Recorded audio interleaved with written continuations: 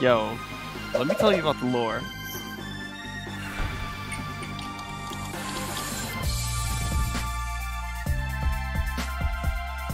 What's up, guys, and welcome back to Season 2, Episode 6 of Super Lore Boys, the podcast where it's always a full house. I'm your boy, Riz1, a.k.a.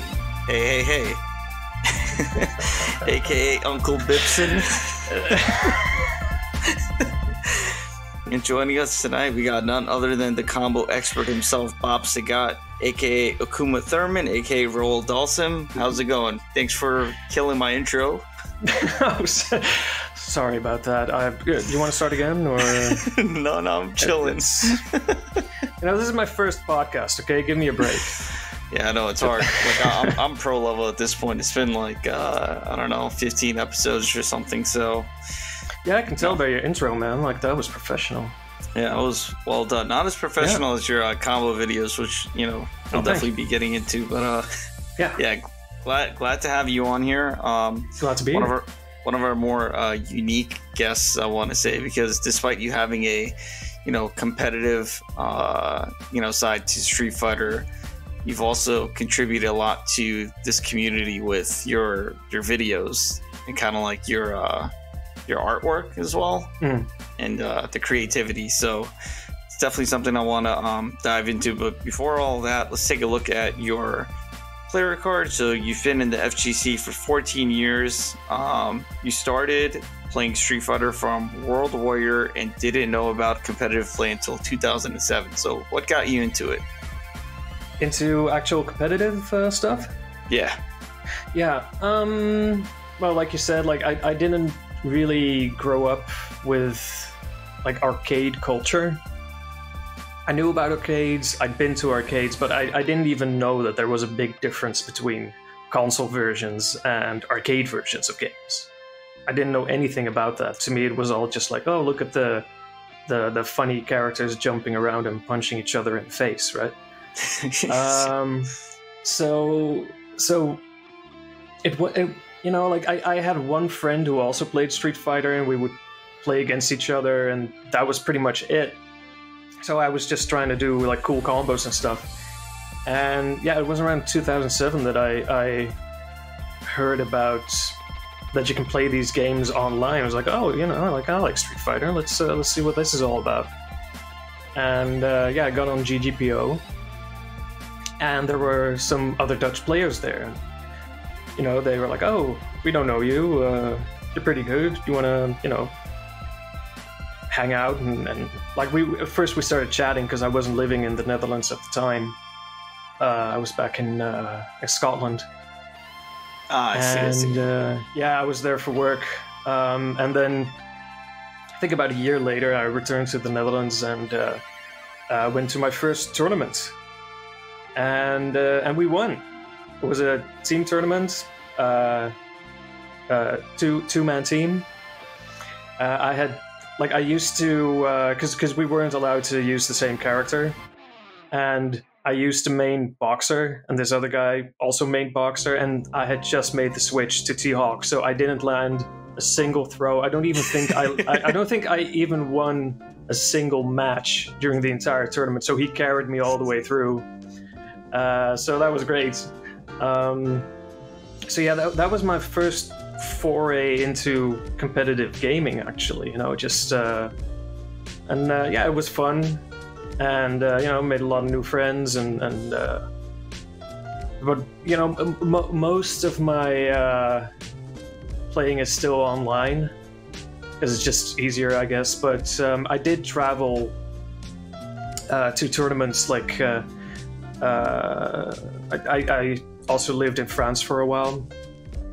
And of course, they're very committed to playing these games. So, so a lot of tournaments, a lot of like, I don't even remember. Like, I think I just met people online, and they'd go like, "Oh, whereabouts are you living?" And turns out that I was living near Lyon, and they had like weekly meetups at this game store that had arcade cabinets in it, and we would have a weekly Danisen, I guess. So where you had to like a ranking battle. Yeah, exactly. And So did that for a while, and then traveled to Stunfest. I think that was my first French tournament, and that was back in 2009, and that's where I first met NKI. I'm now still friends with the other. Was that for a HDR that year? I forget. There was HDR and ST. If I'm not mixing things up, yeah. It was that was the same venue. It was an HDR team tournament. I teamed up with Volmar, and there was a singles tournament for ST on arcade cabinets. So those two can coexist. Got it. Apparently they can. Yeah. I mean, it's no, to people who know me, it's no secret that I'm not a big fan of HDR. But it's more Street Fighter, and it was fun to play, so it's fine. It's fine. All right. Well, we actually already got through quite a bit, like with your tournament journey and going from offline to online. So we'll have to. How much time do we have left? Are we almost done? Yeah, I mean, I think pretty much wrapped it up. That covers it. Okay, cool. Well, thanks for having me. All right, and you take it easy, Bob Sagat. All right, see ya.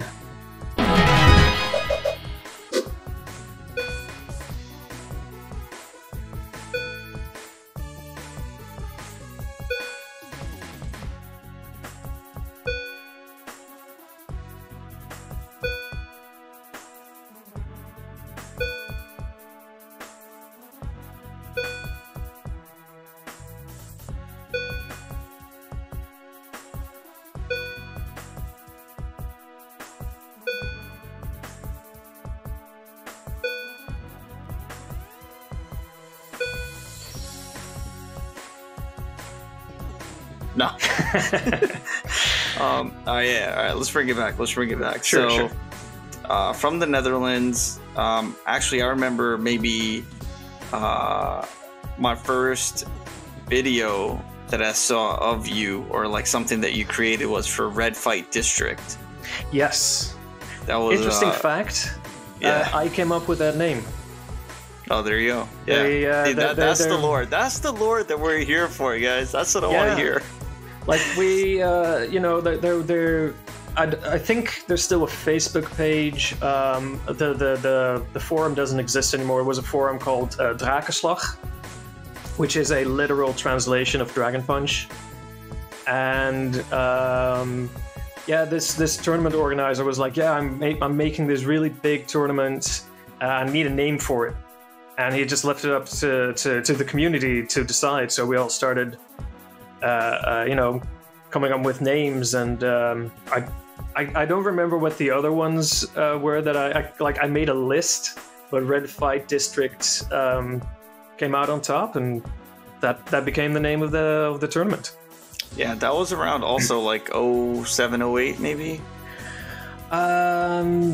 It must have been 07. I mean 08, maybe 09 even, because I think I was already back. I was back home, so it must have been like 09. Yeah, because I actually had a friend in the Netherlands who I used to play in Street Fighter 2 a lot. We played Champion Edition like quite a bit, and I remember I saw the trailer to that tournament. And I thought, hey, this would be a good reason for me to go to the Netherlands, because it was so cool. But I was kind of broke, and it wasn't gonna happen. It was just a dream. But yeah, that trailer really, it got me close. It got me close to really wanted to go. And for anyone who wants to see it, I'll just play the footage. So everyone will be able to see it. But the animation was really nice. It was unique, and I don't even think anyone asked me to do that. I just came up with it. I was like, oh, that'd be funny to do, and I had time, so I just threw it together, and they liked it. They did. There was one problem though, because they were streaming the tournament, back in the early days of streaming, and they kept playing the video. like between matches and stuff. So they kept playing it over and over, and all these people who really liked it at first got sick of it. They hate it, and they blamed me in the chat, like, why did you make this? We've had enough. So, stories don't always end well. As fun as they start, they just, sometimes becomes a drama in the end. Yeah, I mean, you basically like etched it into everyone's memories. And last thing that I'll mention about this video before we move on is the voiceover. You know which voiceover, right? Sorry? The voiceover in that video is very particular. Yeah, what is it? Oh, what, you mean the guy who says Holland? Yeah, who did that? The actual ST voiceover. I stitched together different parts of him saying countries. So I used Hong Kong. What else did I use? Hong Kong and Thailand. Maybe that was enough already. Oh yeah, Holland. Yeah. Oh shit! Why couldn't I ever put that together? Oh man. Yeah, no, I didn't do it myself. Though I have been told I do a pretty mean impression of that announcer. Yeah, now you got to do it. Now you got to do like. Yeah, I did it recently on stream. T-Hawk wins. You got to do it now. But if we were in Brazil, so like 95% of it gets cut off. Like he wins. Oh, that's too many variables, man. Turbo 3 Japanese board. Oh no. I'll do my best. T-Hawk wins. Oh shit! Yeah, that was legit. Oh, thank you. Of course, nice. I prefer like Japan. The old one, but yeah. I guess I'm better at the bad one. All right, and so again, we already mentioned that you're from the Netherlands. Yes. What was the I guess gaming scene like? So you were aware of arcades, but not the competitive side of things. Are there now still like any game centers or places where people can hang out and play? Yeah, it's like. I didn't know about it. Whenever I did go to an arcade, it was pretty much empty. Whenever I went, I don't know why. Maybe they knew I was coming. I don't know. But the thing was like, I heard all of these stories like retroactively because there was this arcade near my hometown. It had a ton of fighting games. It had SD. It had, I think, Battle Arena Toshinden. It had Tekken 3, I think. It even had Street Fighter, the movie, the game. That's a classic. Yeah. Love that. I love that one. So it had all this stuff. Sorry. And but at some point, like I visited that arcade again, and it had no fighting games at all. So I thought like, oh, I guess they fell out of favor or something, But I heard from someone that apparently, I think it was over Tekken 3, like a huge fight broke out there. And because of that, the owner of the arcade said, okay, no more fighting games. Like, that's it. So, but now, arcades are coming back in the Netherlands. So there's, near my hometown, there's this place. Are you still there, by the way? Yeah. I'm here. I'm listening. I'm tuned in. Oh, okay. I'm like, I'm loving it. Go ahead. Okay, cool. These guys apparently they already like they had this sort of, I don't know how much I should say about this, but they had this place, like this storage space where they had tons of arcade games, and you could knock on the door, say a password, pay a little entry fee, and you could come in and play those games, but they actually put those games now in this they rented out this space in a shopping mall, and they registered it as a video game museum. So it's essentially just an arcade, but it qualifies as a museum, and they've got SD, they've got Third Strike, I think one of the Guilty Gears. They got a bunch of fighting games, a bunch of other games, bunch of consoles set up. And which really city? Cool. Which city is this? That's in Zoetermeer. Yeah, try spelling that in your head. Is this start with a Z or an X? I don't know. I'm lost already. ZOETERMEER. That probably doesn't help, but anyway, it's it's this wonderful place. You tell them like how long you're gonna stay. Like you can pay a fee for staying the whole day or just a few hours. They give you an armband and you can just go nuts. You don't have to pay credits or anything. Apparently you can have birthday parties there, you know, like I've seen that happen. And what's also cool is like the ST setup. It's the world version, so we got full screen grabs for Zangief. So that's wonderful. Oh, sorry, Zangief, right? Like Zangief. Oh yeah, you do say EF? No, I don't. No, just like okay. It's like a Ryu. Yeah. We say Ryu. Do you say Ryu or Ryu? But I recently got called out for saying Zangief instead of Zangief. So sorry to everyone who's offended by that. But yeah, they're they take really good care of these machines. Like these guys are like collectors, you know. But there's also this place in there's several places with arcade games in Amsterdam where they don't quite take good care of these machines, but they have adjacent bars, so you can just have a beer and play Street Fighter. So there's something to be said for that as well. Yeah, that's the real Red Fight district right there. Yeah, pretty much, yeah. You know, not all of the buttons work, and you know, some of the button layouts are crazy. Like they have this championship edition set up where the top row and the bottom row buttons are so far apart that you have to look down to make sure. Like if you want to do a kick, you have to really visually focus your kick inputs. So it's, but you know, like it's fine. Anyway. It's like it's team mode. It's like you handle punches and your buddy holds down the kicks for you. Oh, there you go. Yeah. Man, if you could get pictures of those, that'd be nice. And you know, I don't have any pictures of those handy, but I'll see what I can do. Okay. All right, and your likes. Well, you know your likes are animation. You do some great art.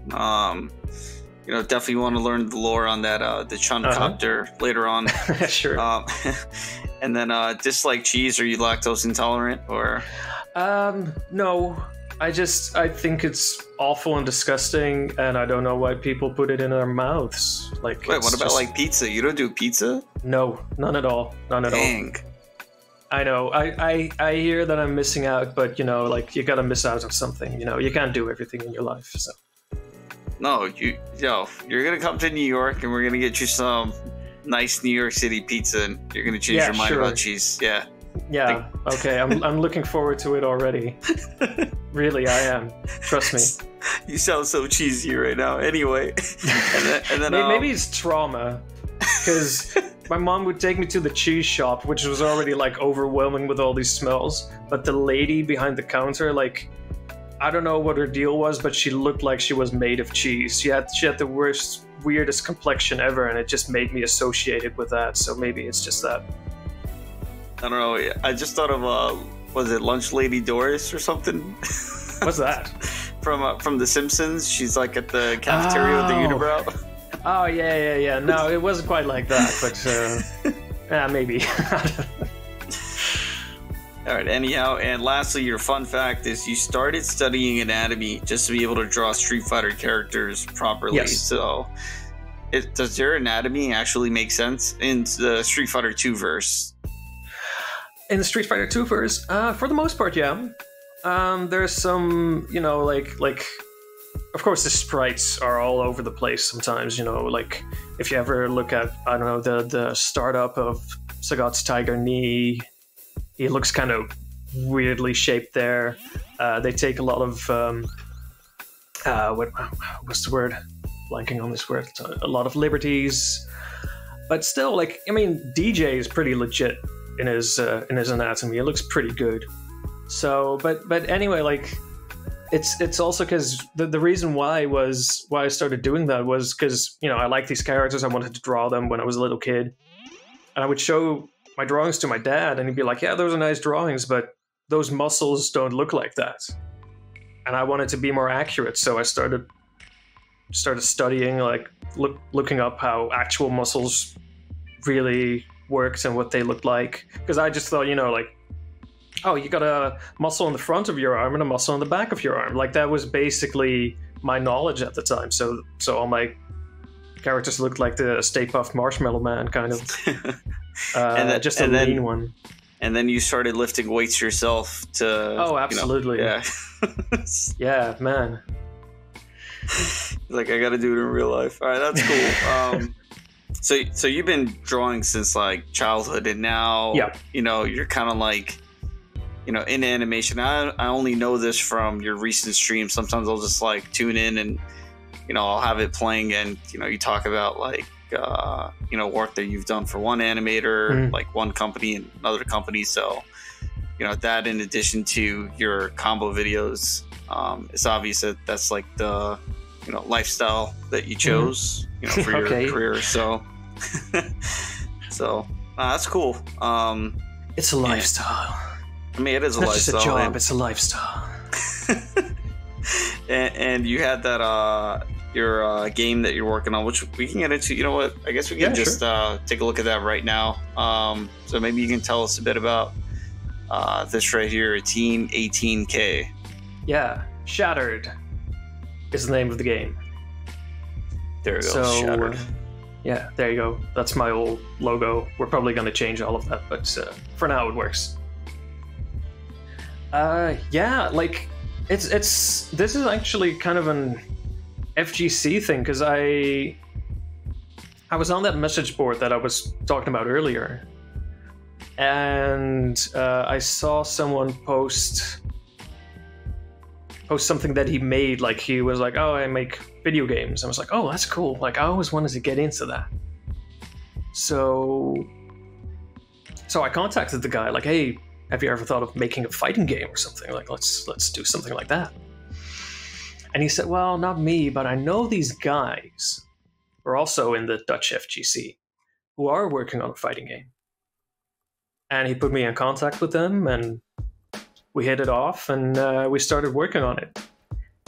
And yeah, like, man, we've been on this thing for a while now, because we're all doing this in our spare time. Like, people are going to school or have careers, you know. Like, one of our guys is like this linguist who you know, he did Arabic studies or something. He's a professor now, and of course I got my own animation career, and this is all like stuff we do in our free time. So the process is just very, very slow, but it's very gratifying, you know. Like, not just with the you know, the retweets and likes and stuff, but also just like we had a early build of the game, weirdly made in Adventure Game Studio. So I always called it a punch and kick adventure. But our programmer is making a legit engine. He's been on that for a while, and it's actually starting to come together now. Like stuff is getting ported over into the actual engine. We've already... Sorry. I was just gonna jump the gun a little bit. Do you guys have a timeline for when the first like beta would be made available? Oh god, as soon as possible. It's very hard to plan this stuff out, because like earlier this year I was working a lot on the game, and I also have my own projects to juggle, you know, and now I'm on an actual paid project, you know, so all of my attention and all of my energy has to go there. So right now the game is on the back burner for me again. So we had very ambitious plans, and the ambition got smaller and smaller, but we still wanted, like, we have 3 playable characters at the moment. First character, all of the in-game like fighting animation is done. Second character is almost done. still needs a couple of moves. Third character is still rough but playable. Still needs a couple of moves. And I told these guys, like, hey, look, even if, because we keep it alive by having weekly meetings. People don't know that. Like, even if we don't do anything that week, we're still gonna have a meeting and talk about planning stuff out. And I told them, like, even if this thing just crashes and burns, we still have a game with 3 characters, so I'm proud of that. You know, like, even if we just have to release a cheap game with 3 characters, like, fine. Like, that's gonna be, like, I think, I can't remember right now what the exact plans are, but a couple more characters, we'll throw out a demo, and, you know, see if we can get some money for all this work. I mean, I'll be waiting anxiously. It looks great, like the sprites I've seen so far, the sprite work, and thank you. You know, it looks old school, feels, you know, like Street Fighter. Like, it looks like you know, kind of the same quality, which obviously cool. we love Street Fighter, so because of the quality. So, you know, I think you can definitely get a lot of support from, you know, our own community. So hopefully something will be available soon. We have had playtests. We've even had, like, when we only had 1 character that wasn't finished at all, we had a tournament. Why do they not have color when they do their moves? That's like a part of the aesthetic, I'm assuming. Sorry, I have to switch back to the... Oh, no, that's not part of the aesthetic. That's just unfinished animation. Oh, got it. So that's still rough stuff. All of that stuff that you're seeing now where he turns white, that's all finished at the moment. Sick. So he has all of his normal attacks, both jumping and crouching and standing. That throw is done. One of his supers is done. That move is done. Yeah, this is just a little showcase. That move is done, though not built into the... that's not done yet. I'm working on that one. That move is done. That move is done. So, but yeah, he's completely playable. I wasn't... Like, they had a playtest with this character as well. I wasn't present at that time, unfortunately.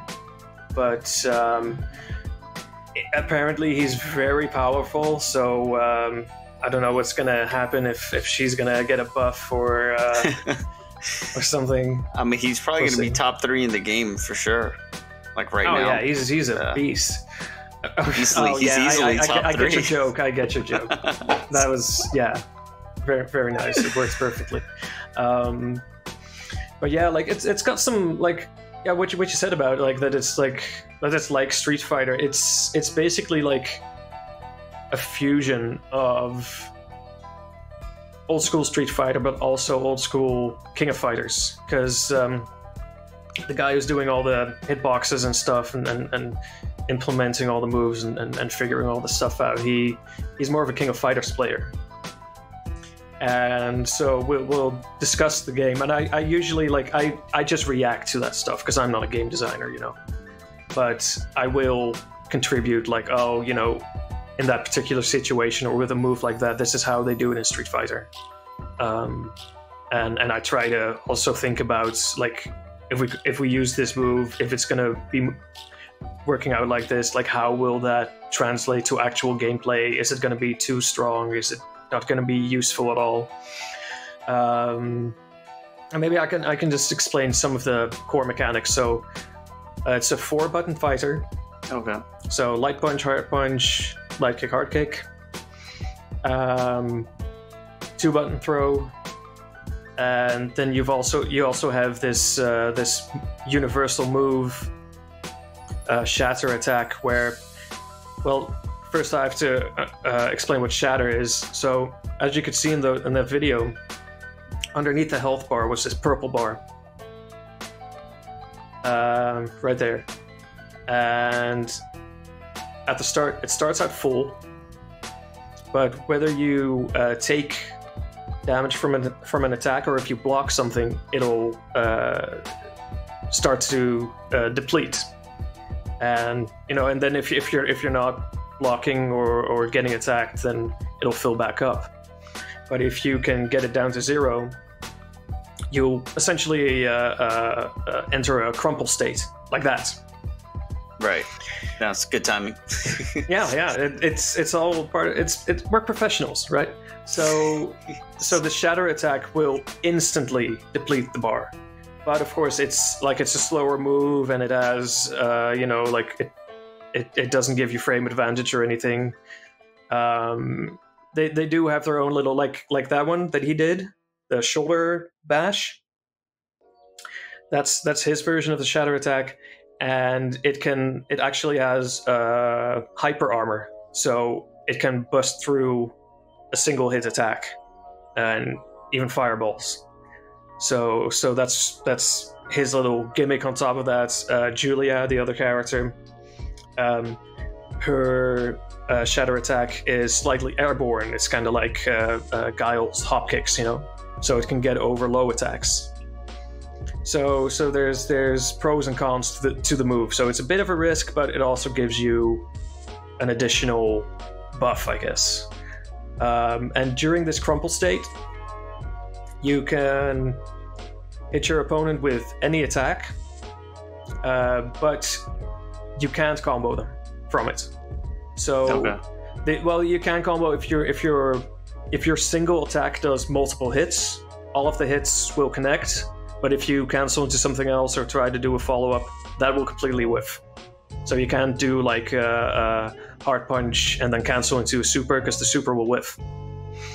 What you can also do is it unlocks your special Shatter Super. So that is a super that will only connect on crumpled characters. Or you can wait for the crumple animation to play out, and their wake-up animation is different at that point. When waking up from a crumple, you are unable to do a reversal. So you have to make a decision. You have to hold the mix up, basically. Yeah, so when you crumple someone, you have to make a decision, like, do I just spend the bar and do my super? Do I do a single attack and then do something from there? Or do I let them crumple and then do like a meaty or something that they can't reversal out of? So those are the options there. So I think that's a really cool mechanic. And yeah, like I've already seen like really good players take advantage of it's so much fun.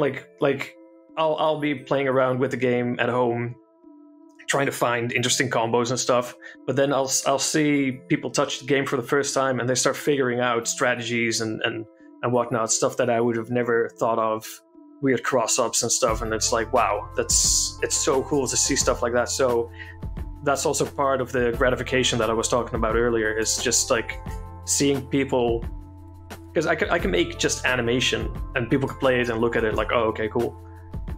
But then people taking control of these characters that you've created and doing all this cool stuff, like either they could be playing the game as intended or do something unexpected, and it's all cool, Right. So that's that's already, to me, this is already an accomplishment. Just making this little part of a bigger game.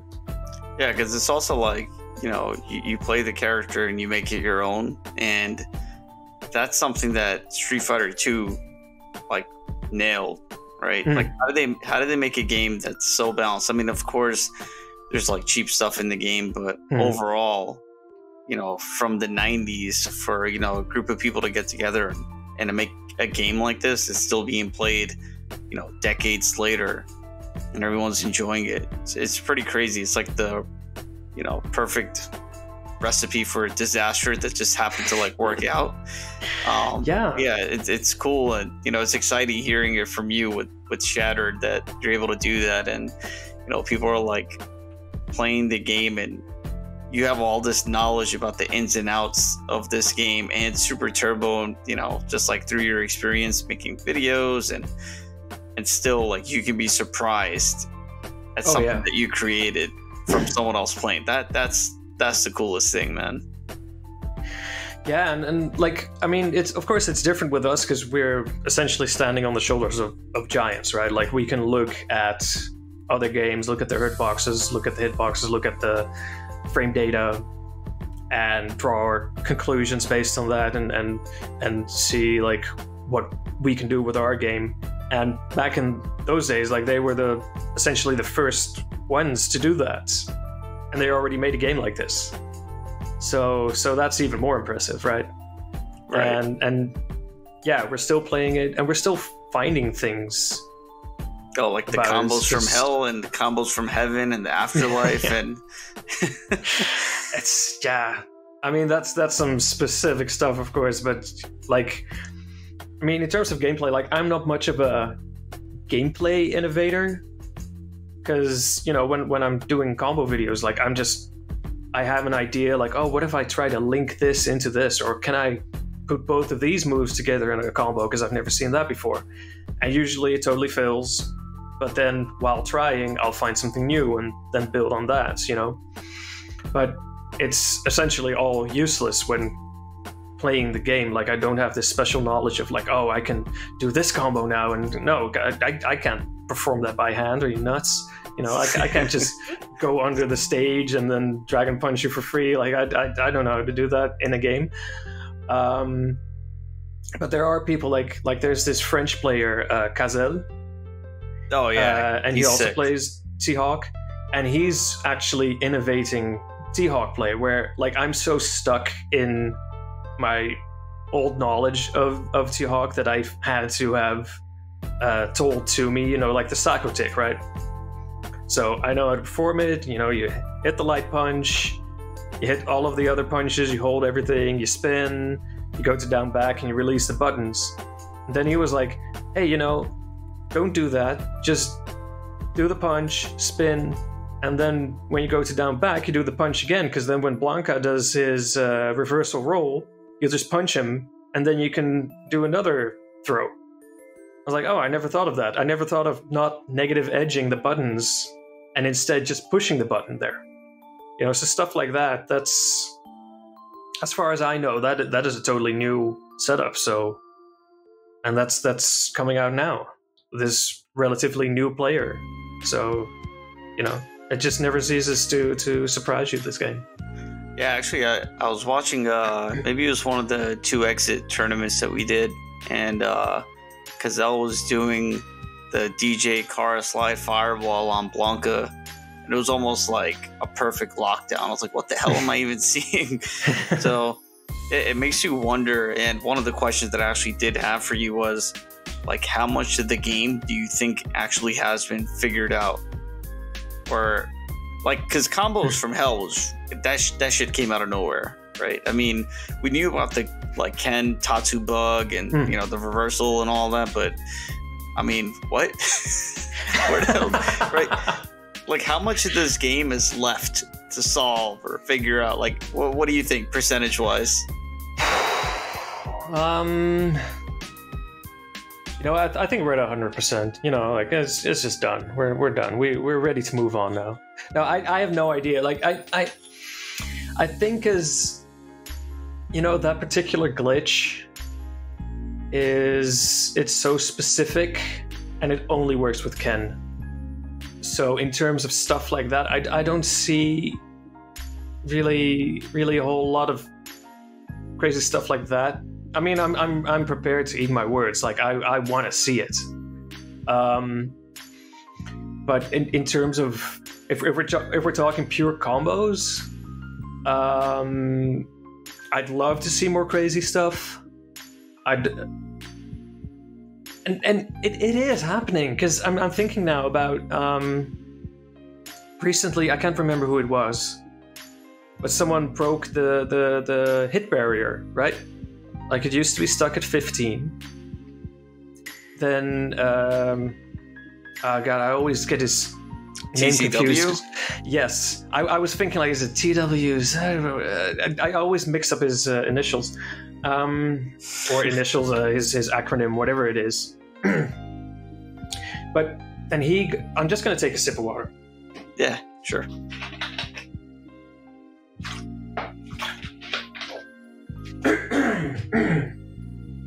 Leave all of that in, please. I want people to hear that.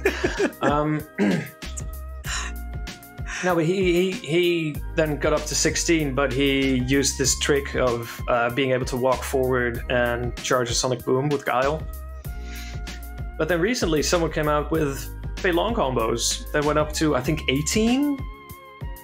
Well, I think that was in Hyper Street Fighter, where you get like one extra frame to cancel specials or something. So there's was that it? Because I know someone was messing around with that, but I thought that because it could be because with Fei Long he had this very specific setup to start the combo, and I tried that out and it totally worked in SD. So I don't know how far you can get it up.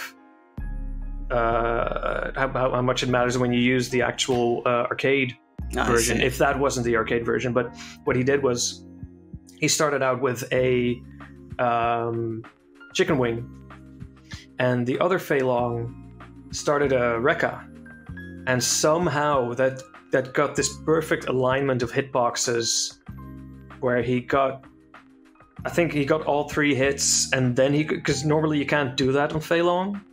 You only can get 2 hits, and he got all 3 hits and then comboed from there. So I think even on the actual arcade version, you can at least get the 16 hits with that setup. But it has to be like a punish on a Rekka, on a startup. Like it's like you said, the stars got to align. Yeah, it's very, very specific because I was trying it out. I don't even think I actually got it, but I saw what he was doing because the spacing is also really, really specific for that one. So, but I think it can be done. Well, I have this theory. I actually have many theories about ST. You know, a lot of people will say that I'm just making stuff up until like M.Bipson says it is true, and then everyone's like, oh, well, yeah, I guess you were right all along. But I had this theory that you can force the game to give you an auto block, and if that happens, then wall dive is no longer ambiguous. Was that the tap up technique? No, not that one. No. Oh, okay. Because when you're in proximity guard, like if you let go of the joystick, you're still blocking for, I don't know, a few frames. I don't know what the number is. I just know that like I can set up situations where I'm blocking automatically and I'll let go of the lever, which means that there should be a way where I can time it, where when Claw's doing a wall dive, I press right and then left quickly. And as long as the game registers that I was blocking at one point, when I go to neutral, it should also force me to auto block. Right. But I haven't proven it, but I feel like it's true. And I'm hoping that, that's why I tried to contact you a while back, because I wanted you to I wanted to pick your brain about these kinds of things. Yeah. I mean, picking my brain doesn't do much because I'm not I'll have my theories, but I have to test it, and I will test this. This sounds very interesting. Yeah, I mean, after this podcast, I'll show you, we'll just go on FightKit. I'll show you an example of one where it works, and you can let go of the joystick. Because I remember one time I was fighting Ultra Combo, and I was like, "Yo, if you do this thing, I have to block 3 fireballs in a row. I can't escape." Because what are you talking about? I was like, "Do this block string. I'm gonna let go of the joystick, and Dictator's still gonna be blocking. And I let go of the joystick, and Dictator blocked 3 fireballs." And he was like, "What the fuck?" Really? Yeah, and I was like, all this experience that I have against Damdai fighting his old Ryu, the fireballs are so tight that you literally let go of the joystick and he's still blocking. Oh wow, that's cool. Yeah, so there's that, and then there's another glitch that I haven't proven, even though I have clips of it. But let's say you do a Psycho Crusher with Dictator against Dhalsim. Dhalsim will block and try to punish with Stand Fierce. So you press slide right after the Psycho Crusher. Dictator will press slide, and if Dhalsim's Fierce comes out, your slide auto cancels into block. What? But if his Fierce doesn't come out, or if he's looking the wrong way, then your slide comes out, and you'll hear the slide. But if I'm forced to block, the animation of the slide doesn't come out. I get an auto block, and I swear that that's a real thing, but no one believes me. Well, I mean, you know, they're not wrong. Wow. Okay. And what are you holding when you input the slide? No, you just press slide and then so just down, actual down, and yeah, down roundhouse, yeah, like down back roundhouse or whatever. So okay. Yeah, maybe slowing down the game frame by frame. I don't know what you know, combo tech people do. Yeah, that's what I do. Like I'm terrible with macros. We gotta get John Choi on this one. He's the macro god. I don't know if you know lore on that. Forget it. No. he was accused of using macros. Yeah, he was accused of using macros. Yeah, so. Well, who hasn't? I mean, come on. I'm a cheater. I use macros. I use turbo fire or whatever. Turbo. Yeah, Hawk is a cheat character. Whatever, you know. Yeah, because you know, like I can't think ahead like that, and I completely failed at math, so I don't think like that. I slow the game down and then I try stuff out, and that's how I do it. It's cumbersome. It's probably the dumbest way to do it, but it's the only way I know how. So yeah. Well, since we're on that topic, how long does it take to make, you know, a normal, like a 10-minute combo video? I think your combo videos are around like 5 to 10 minutes on average, depending on explanation.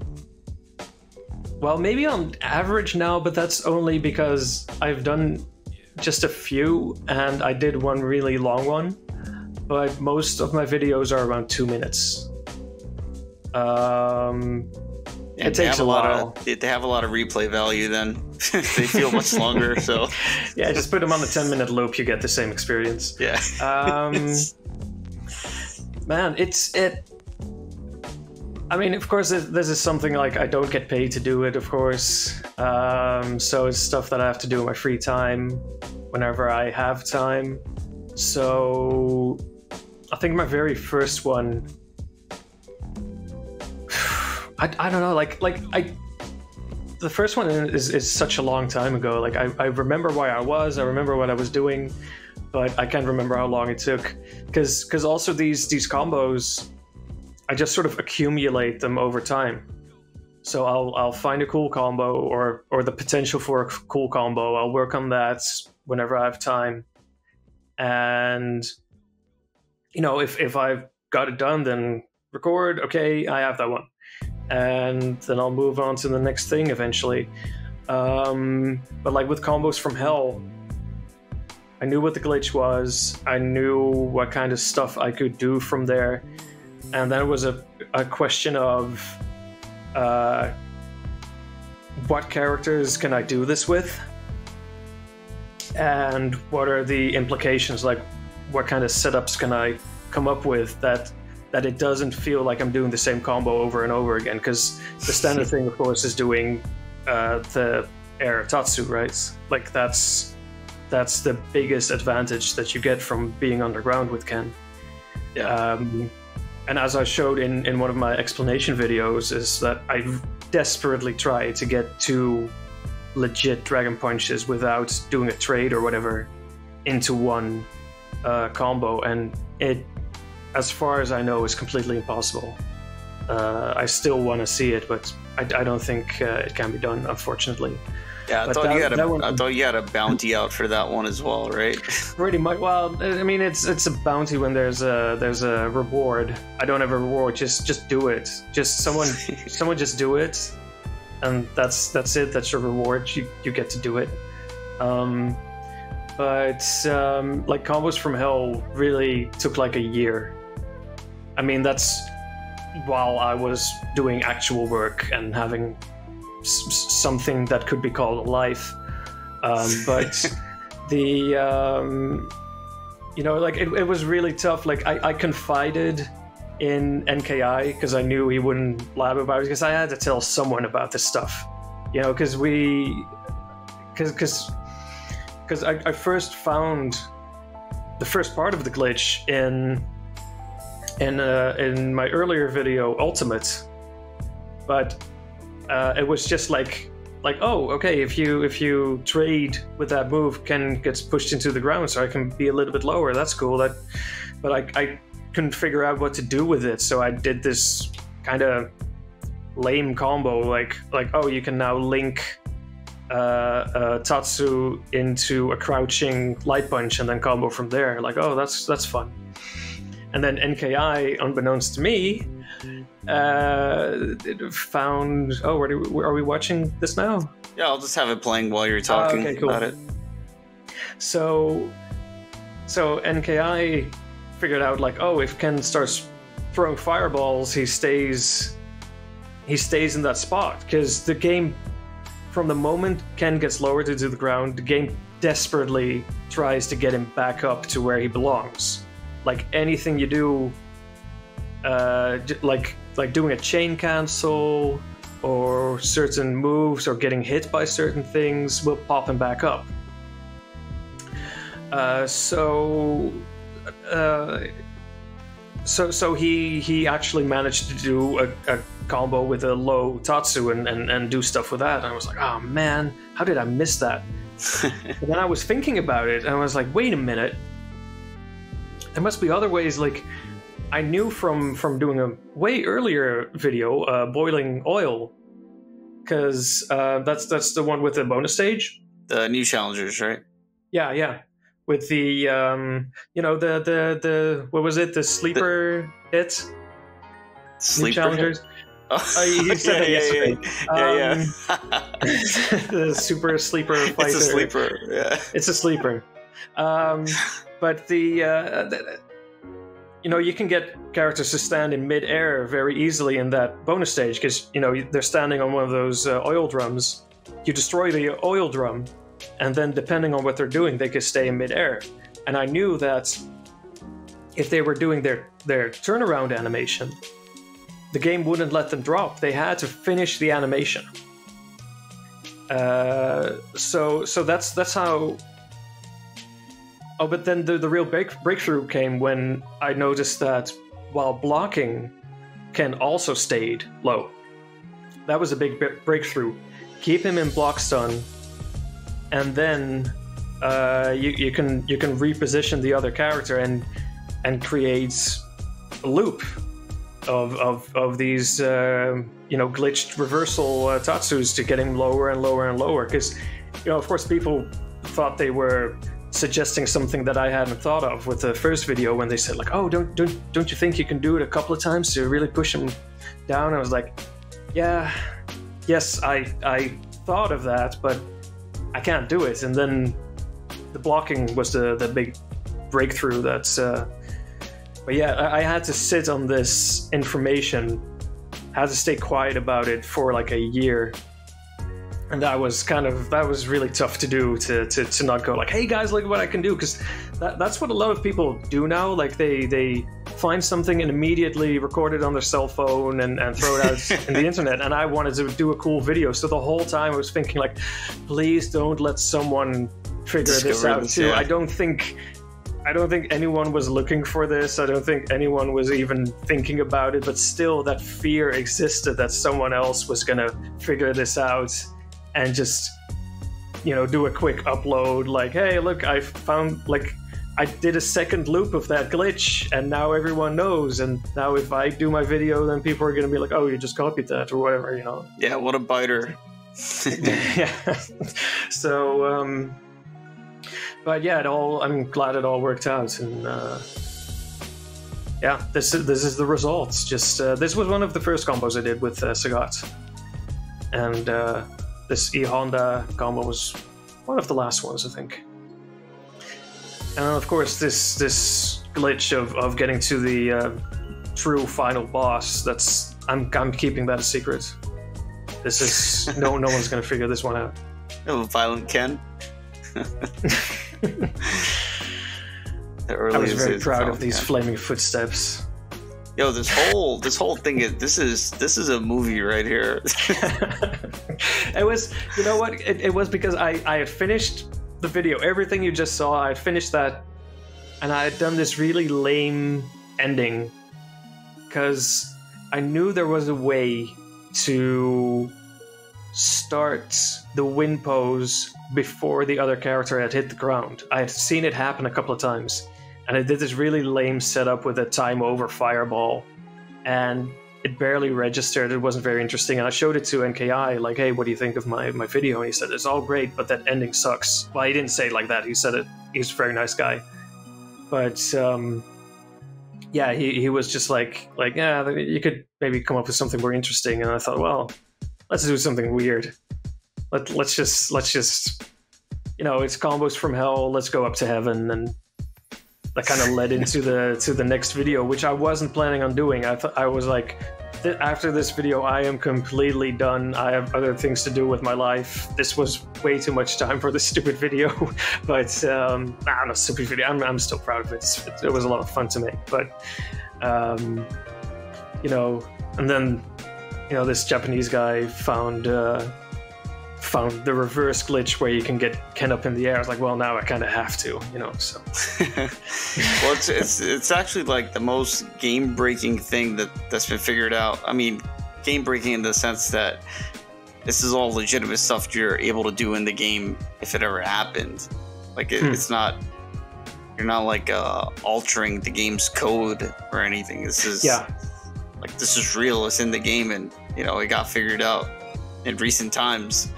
I don't know. It just makes you wonder, like, what else is left? Yeah, I mean, it's something that is still on my mind. But man, like, because we already, like, this was already essentially a known glitch, of course. So it's what I'm trying to say by saying that. You know, like, I can't think of anything else in the game that has the potential to do something like that. Like, I think NKI took the with Final Atomic Buster glitch. He took that to this absolute apex. If you remember, when he did that Dhalsim Yoga Inferno setup. Like, where I'll quickly explain for the people at home. So if you connect Zangief's back, his Final Atomic Buster is super, but he's got his back turned to the opponent. He'll go through the animation, he'll do the damage, but the other character can just walk around and do whatever they want until they get destroyed. Because it will force a knockdown. Whatever the other character is doing, it will force a knockdown. So what he did was, right before the knockdown, he started Dhalsim's super, his Yoga Inferno. And apparently, that is just a fireball that's stuck to Dhalsim. So while Dhalsim is knocked down, the flame sticks to him and hits Zangief while Dhalsim is knocked down on the ground, and then he can recover and combo from it. So I don't think any Final Atomic Buster setup after this will be quite as impressive as that one. That was just, that's that was maximized. Fantastic. Yeah, it's completely like, that's the. And I'd love to be proven wrong when I say stuff like this. You know, I want to see it. I'm kind of done. Like, I'll look into, you know, certain things like the stuff you were talking about the auto block. Like, I find that interesting. I have some setups already that I've found, but nothing is gonna top Combos from Hell for me in the stuff that I've done. I'm not gonna switch to another game. I have done combos for other games, but you know, I don't have the proper knowledge to and I'm not gonna learn a new game just to learn new combos and stuff, unless if it's Shattered, because I'm learning that game as I'm contributing to making it, of course. Right. Well, that's your baby, but actually, there's a few obvious questions we haven't asked. I'll start with the first one. How did you choose the name Bob Sagat? We're like an hour in now, but how did that? No, that's fine. You know, like we don't. You know, it's like oh god, I'm blanking on the name. I was gonna say Inception podcast, but that's not the right movie. What's that other Nolan movie? The first one, that Memento. It's a Memento podcast. It's out of order. It's fine. You know? I guess either or works. It's an Interstellar podcast. yeah, sure. Bob Sagat, I woke up one day and I was like, Bob Sagat, that's pretty funny, and that was it. That's the whole story. You were a spontaneous fellow. That's all I gotta say. yeah, it runs in the family, you know. In the old Sagat family. You're so dumb. No, really, there's nothing special to be said about it. I just thought of it one day. I'm into puns, you know. Like I was known at work for a while as the Punisher because I was just relentless.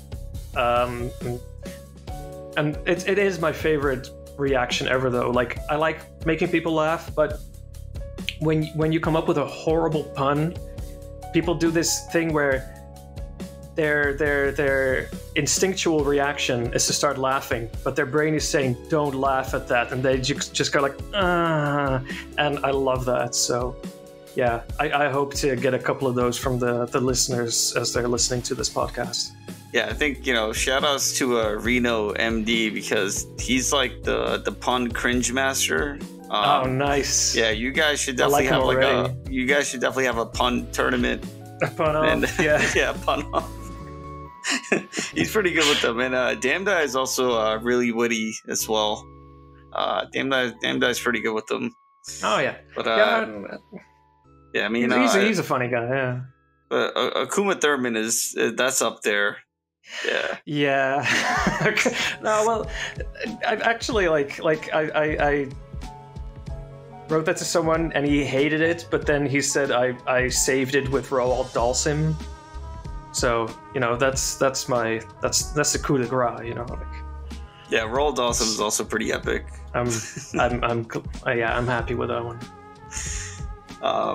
And then the other obvious question is, like, why did you stick it out with Super Turbo? So, you know, you mentioned it was around 2006 or 2007 when you realized, oh yeah, I can like play these games online. You got GGPO.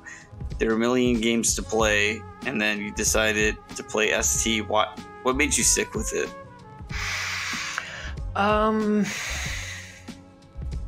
I think it's a combination of things. Like, when it first came out, or at least, you know, it didn't register for me that it came out in arcades, but I saw the television commercial for the Super Nintendo version, and I was like, what the hell is this? I'm seeing this green monster jumping around, kicking people in the face, and this looks amazing.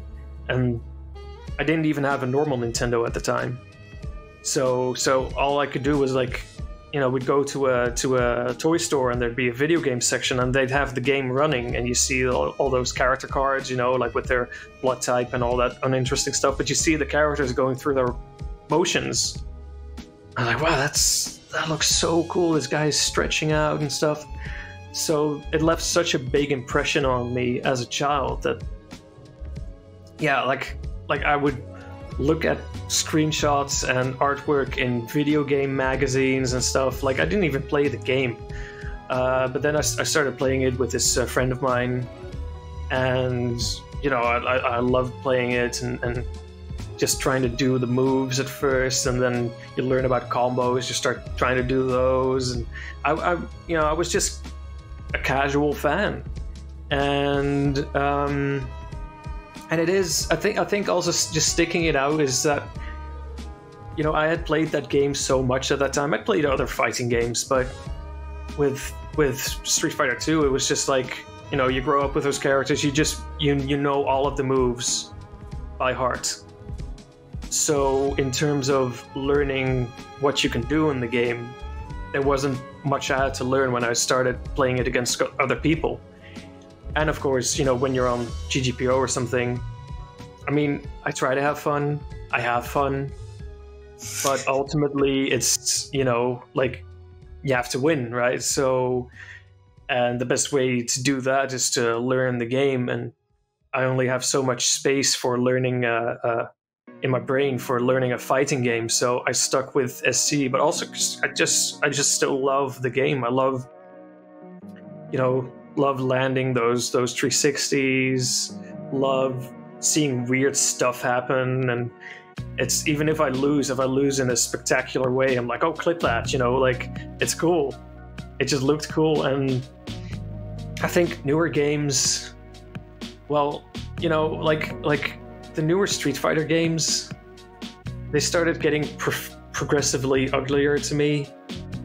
Even with something like Third Strike has amazing animation, of course. Yes. Like no one can tell you otherwise, because that would be ridiculous. But not a big fan of the character designs. For the most part, there are some cool characters in there, but most of them are a little bit too weird or just kind of bland. And even though they have their they list the country that they're from, but like, oh, Necro, yeah, he's from Russia. Yeah, he's clearly from Russia, right? And also it's got some cool music, but it doesn't sound like fighting game music to me, and it's also not as themed as earlier Street Fighter games. Like, I like the Alpha series, but even then, like, Alpha 2 for me is where it's at. Enough characters, they all look cool. I really, really like the sprites in that game. Yeah. I like the backgrounds, I like the music, I like the presentation, the way it draws the Z on the screen, and that's the transition. Like, it's even the round one fight animation looks cool. So I love that game, but then the presentation in Alpha 3 to me is like, ugh, it's kind of ugly, and also the character portraits, I don't really like them. So I'm really I'm a visual guy, and it's a big part for me because I fell in love with these characters and with the look of the game back in the day, and then you see these lesser versions, and now like Street Fighter 4. When the first screenshot was released of Street Fighter 4, with Ryu just standing there, I don't know if you remember that. Like, he's doing this sort of like horse riding pose, I guess, like this low stance. I was like, wow, that looks pretty good. It looks like painted, it looks cool. But then you see it in motion, and he'll does his what was that he'll do like the Shinku Hadoken or something, or what was his ultra called? Metsu. Was it Metsu? Yeah, Metsu Hadoken? Yeah, because you'll hear the Japanese voice say Mets, right? Of course, the whole thing is Metsu, but he goes Mets. But he's doing this huge ooh sound with his mouth, and his whole face stretches out, and like the models constantly break, and it just didn't look nice to me. And Street Fighter 5, it's an improvement, but it's also like, come on, banana hair, or yeah, well, not just the banana hair, just a goofy face. Like, there's just some, and I don't want to I don't like shitting on people's hard work, because I know a lot of work went into it, but I think also with newer games, you gotta have the all the costumes and stuff, and I'll tune into some match footage for these newer games, and I'm like, okay, I'm seeing names of sponsors, I'm seeing names of their online handles, I'm seeing the player names. I don't see character names, and I don't recognize any of these characters because they're wearing weird, goofy costumes. I don't know what I'm even looking at, so it's hard for me to get into that kind of stuff now. So maybe I'm just an cranky old man who doesn't, get that new 3D stuff off my lawn. But I'm with you though. I'm 100% with you, because sometimes I'll watch Street Fighter 5 and be like, which character is this right now? And then I have to wait until a special move comes out and be, oh, it's Cammy, not like Colleen or whatever. Yeah, and it's not to say that I don't like anything that's new. Because, Tekken is supposed to be 3D, and I think, their models look great. I love their cinematics. Those look fantastic. So, and I don't know much about the game, but I can appreciate the gameplay, like when I see how people are moving around and all the little intricacies, that's cool. And of course, there's lots of But you know, like what I get more excited about is there's this indie game I've seen on Twitter. I'm following those guys. It's a car fighting game. Have you seen that? Drop me a link. That should be the link to that. Alright, yeah, let's check this out.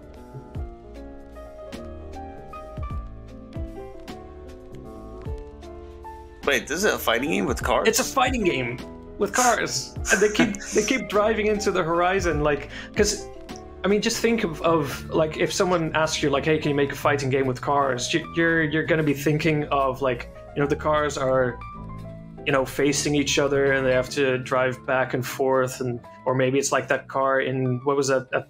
I think it's some kind of Sega fighting game where you could play as a car. Right. It's like a transformer essentially. But here it's like, yeah, they're racing and they're fighting each other, and it's a 2D fighter in 3D, and it looks like pixel art. Like, that kind of stuff excites me, you know, like that's cool. It's new, it looks awesome, and yeah. Yeah, I like this. It's wacky, but it's in a cool way. It's just almost undescribable. So it's yeah. I like stuff like that, but I can't really. I'm kind of blanking on newer mainstream games. I mean, you know, the newer Guilty Gear games look fantastic, of course. Like those look incredible. Yeah, it's a lot of eye candy. Like yeah, but yeah. I try playing those games and I just get confused because, you know, that is part maybe of being an old man, or maybe just like sticking to just ST. Like, I can't deal with so many systems on top of each other. I tried getting into Skullgirls. I enjoy playing around with that game, like in training mode or something. Like I like figuring stuff out. Kind of took me back to when I was younger and only had one friend to play fighting games with. I'd be, you know, just messing around with the game. But I tried taking it online, but you know, I couldn't deal with resets. Like, that was completely new to me, and you know, then you have to learn about that and have to learn about all these crazy things you can do in that game. So you know, I appreciate it, but and I like watching tournament footage for all these newer games and stuff. But you know, actually playing them myself, I just don't have the time or energy or even the willingness for it. But I do appreciate that people are playing these games and playing them at high levels and just putting on a show, you know. Like, I like that. Yeah, I mean, the thing is like Street Fighter 2 is gonna, you know, transcend through time, and you know, Street Fighter 4, Street Fighter 5, probably not so much. And it's not because like the developers didn't put in, you know, the work. Obviously, like you said as well, like, you know, those guys worked hard to create something that people around the world can enjoy. But there's something about Street Fighter 2 and also like other classic games where like they just got everything right. And that's what makes, you know, a perfect game. Like, it followed you your whole life in a way, so it's so easy for you to get right back into it and make that your main competitive game. Yeah, it's pretty much the same story for a lot of people. Like, same with me, and I think even Valcork and a couple other people that we've had on SLB so far. It's like, yeah, you know, I grew up playing Street Fighter with my brothers or my friends, and you know, then I went to school, didn't play it for a while, found it online, and then I got hooked. Like, it all just came back to you. Yeah. And yeah, I don't think, you know, 10, 15 years from now, someone's going to say that about Street Fighter 4, and you know, there's going to be big tournaments for Street Fighter 4, or someone doing a combos from hell video. I mean, there's still people who are trying to keep it alive. Yeah, I think, and it's and I think it is worth it. Like, I don't watch. I tried watching and keeping up with Street Fighter 5, but I just couldn't do it anymore for some reason. But I followed Street Fighter 4 a lot, and there were some really cool moments in that game. And yeah, people were doing cool stuff with it. Yeah, Master Chun-Li. Sorry? Like Val Master's Chun-Li, he would do like legit combo videos in tournament. Well, yeah, for instance, you know, like, or just crazy setups and yeah, like, one of my favorite fighting game moments is in Street Fighter 4. I think it was the Capcom Cup. It was Daigo versus Tokido, and Daigo had knocked down Tokido in the corner. And Tokido stood back up, Daigo walked over, and just stood there within range of anything that Tokido could have done. He stood there for like 2 seconds and then backed away again, and Tokido didn't even hit a button. I was like, what just happened? Like that was just a confirmation, like, oh, okay, I'm in his head, cool. It was crazy. So just little things like that. Nothing was happening, and that was impressive, you know, like. So it's definitely definitely a cool game, and people were doing cool stuff with it.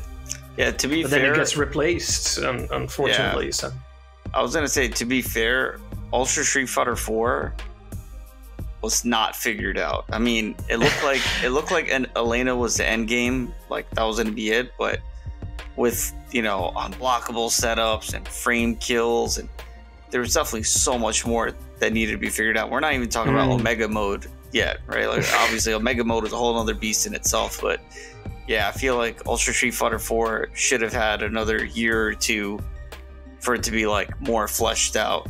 Okay, yeah. I thought at first that you meant that it wasn't figured out, like that it's that the developers didn't think enough about the game, but you mean like how the players what they did with it. Right. Yeah, there was definitely more. Yeah, there was definitely more meta to be figured out, and then Elena was endgame basically. She was the final boss. Oh god, yeah, the healing, right? That's yeah. Oh god, why? Did you actually did you play it a lot yourself? No, I mean just a bit. I just played just to do combos, really, because I thought the combo engine was cool. Right. But no, I was an avid watcher for sure, and yeah, and it was great. That was actually that was kind of a disappointment for me with that game, because I heard about that it had like combo trials, right? Yeah, and I knew those from the EX series that I'm a big fan of. Like, I'll still watch some match videos every now and then, you know, like people are still keeping those games alive. Well, that game, because it's just EX2 that's still really being played. But I loved those trials, and even in the second one, like it kept track of your time, and I'm not much of a time attack guy or speedrunner or anything, but with that game I actually got into optimizing those trials, and they were fun to do. And then I tried Street Fighter 4, and I was just frustrated. Like they, you know, either you had to do like a bunch of one-frame links, or there was some kind of mechanic that wasn't obvious at all that you should be using. Like, oh, that overhead juggles? Okay, I didn't know that, you know, and there was no way for me to really figure it out. And what the EX series did so well was force you to learn certain things, I sort of piece things together. Like, I learned what a cross-up was from playing those trials, because I'd be like, well, I'm supposed to do a jump in hard kick and then like 3 crouching medium attacks, but those don't reach. And then, you know, you figure out like, oh, you jump over and then they get pulled towards you, and then you can do all those attacks. Okay, cool, you know. And I didn't feel like the Street Fighter 4 trials really had that. And don't get me started on King of Fighters 14 or whatever it was. No, 13. Yeah, those are the memes, I guess. That the are combos there memes about that? Well, the combos were just too hard to do. Oh, man, I 100%ed a couple of characters, or a bunch of them, I should say.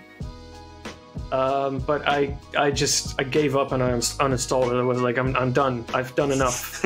I don't need to complete Ash. I don't need to do that.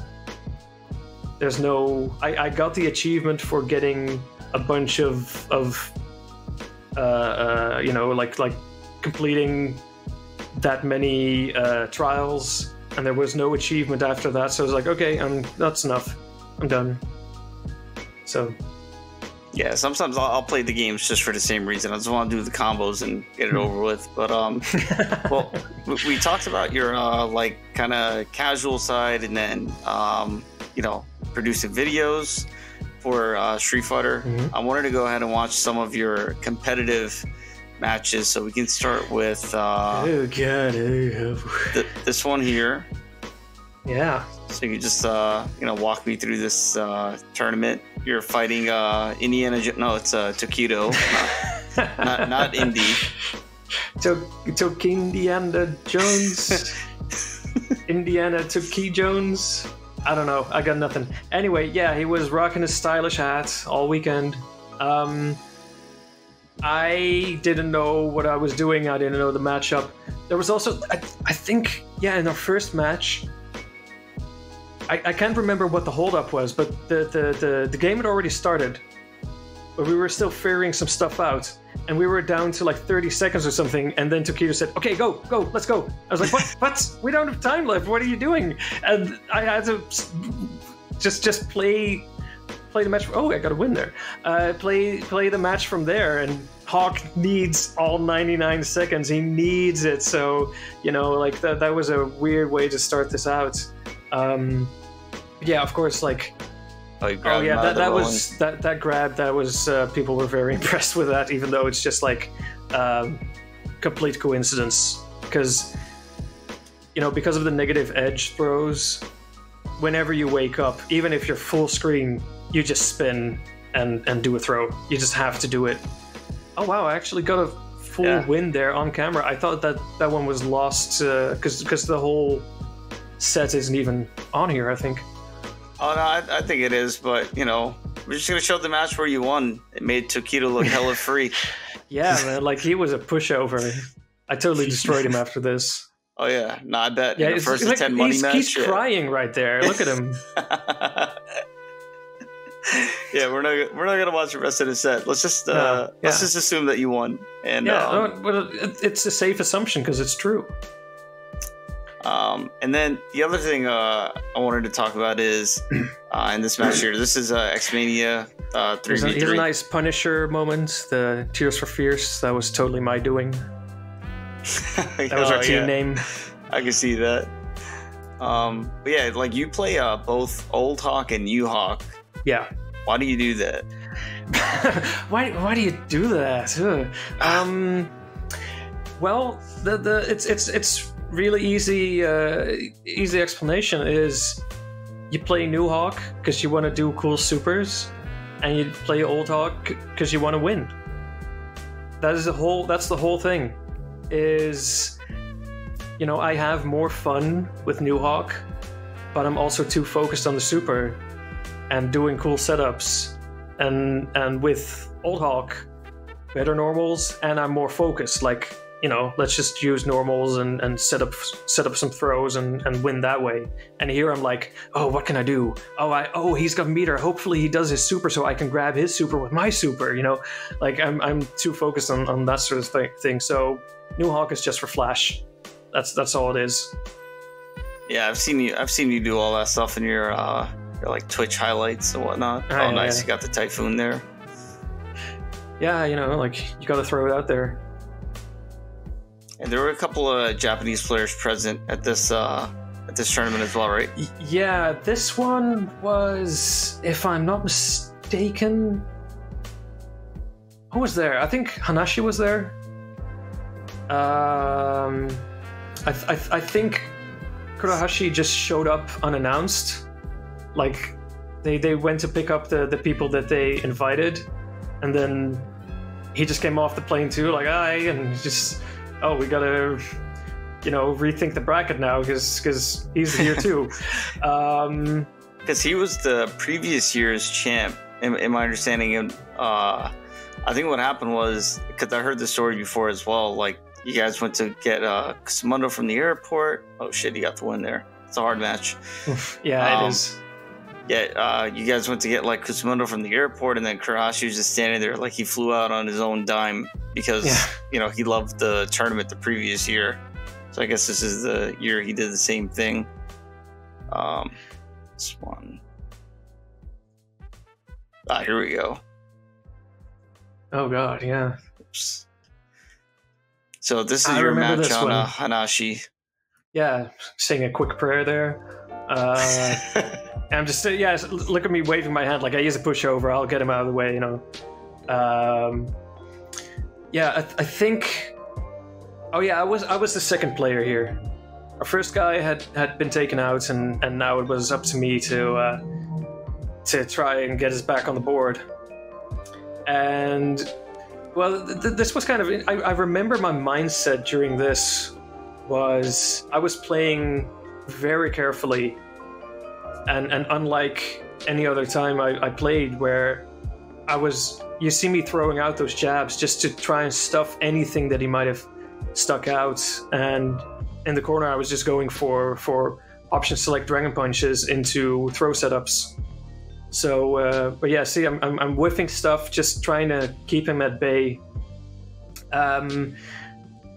Nowadays the Fey matchup has been figured out by them again, where he's complete. Oh, he's already doing the stuff that's new to me now. So basically, if he had, I think he was a little bit too far away now. But yeah, Phelan can just do chicken wing on your wake up. That will stuff anything you do on your wake up, and then he jumps back and does a jab. So if you do a dragon punch, he'll just hit you with that, and he's just safe to start all over again and push you back into the corner. And it's a very, very tough matchup. And I'm just trying to distract him, just throwing out stuff, trying to stuff his chicken wing attempts with jump jab, and just standing still there, like, yeah, just come to me, please. I don't know what I'm doing, please. No, and, you know what you're doing. Well, he didn't know that. And here people were like cheering, like, yeah, cheering along. But from that situation, I didn't have time to do another jump in, and I had no idea what to do. I should have just gone for a meaty and see if that would have hit. But I just thought, like, well, maybe he's going to reversal, so I'll do a dragon punch. That was my plan in the moment.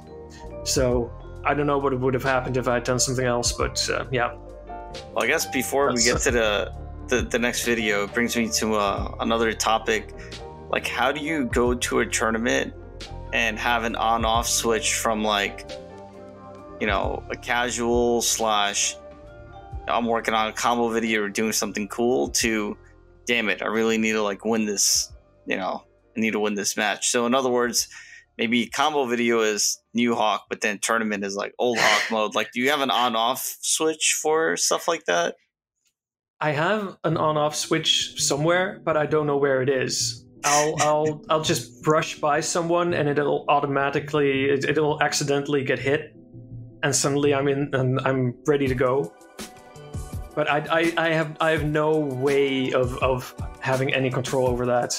It was just like I told you earlier, that earlier Blanca match we saw, that guy had beaten me in every single casual match we played that day and the day before. I played him like 50 times and I lost every single one. But then, I guess it's just like, I was the last guy on the team. I had to do something, so I was like, okay, let's just go. And suddenly everything slows down. Suddenly you're thinking more clearly. You have time to think. And also, like, I was throwing out crouching medium kick, which is actually a bad button against Blanca because he can just roll over that. Yeah, but somehow it was connecting. It was just connecting, and I was like, okay, it's working. Let's keep doing it. And he got frustrated with that to the point where he was like, you were keeping that a secret. You were keeping that button a secret this whole time. And I was like, no. I just started doing it. I don't know why. It just happened. But yeah, like, there are many reasons why I'm not like a top player or anything.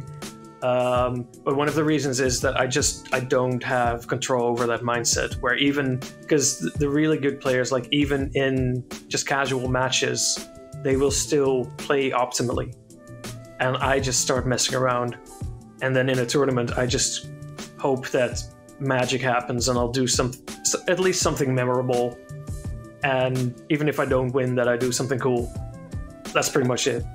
I mean, on the flip side, you have players who are really, really strong, but then it comes to tournament and they just lose. Like, you know, they drop combos, and then they go back to casuals. They're hitting everything. So I guess that happens like the other way around as well. Suppose, I just thought, you know, if I were looking at hitboxes and frame data all the time, I don't know how I would approach the game. I don't know if I would think much differently about it, because right now, I don't know how to read the boxes and data. It's just when people ask me, I'm just like, oh yeah, like it has better priority, or I don't know, it just works this way. But right, the magical priority. That's yeah, but I feel like guys like you and more into SPD and, you know, a few others who've gone into like looking at the game's code or going frame by frame, your knowledge is just so much higher on stuff that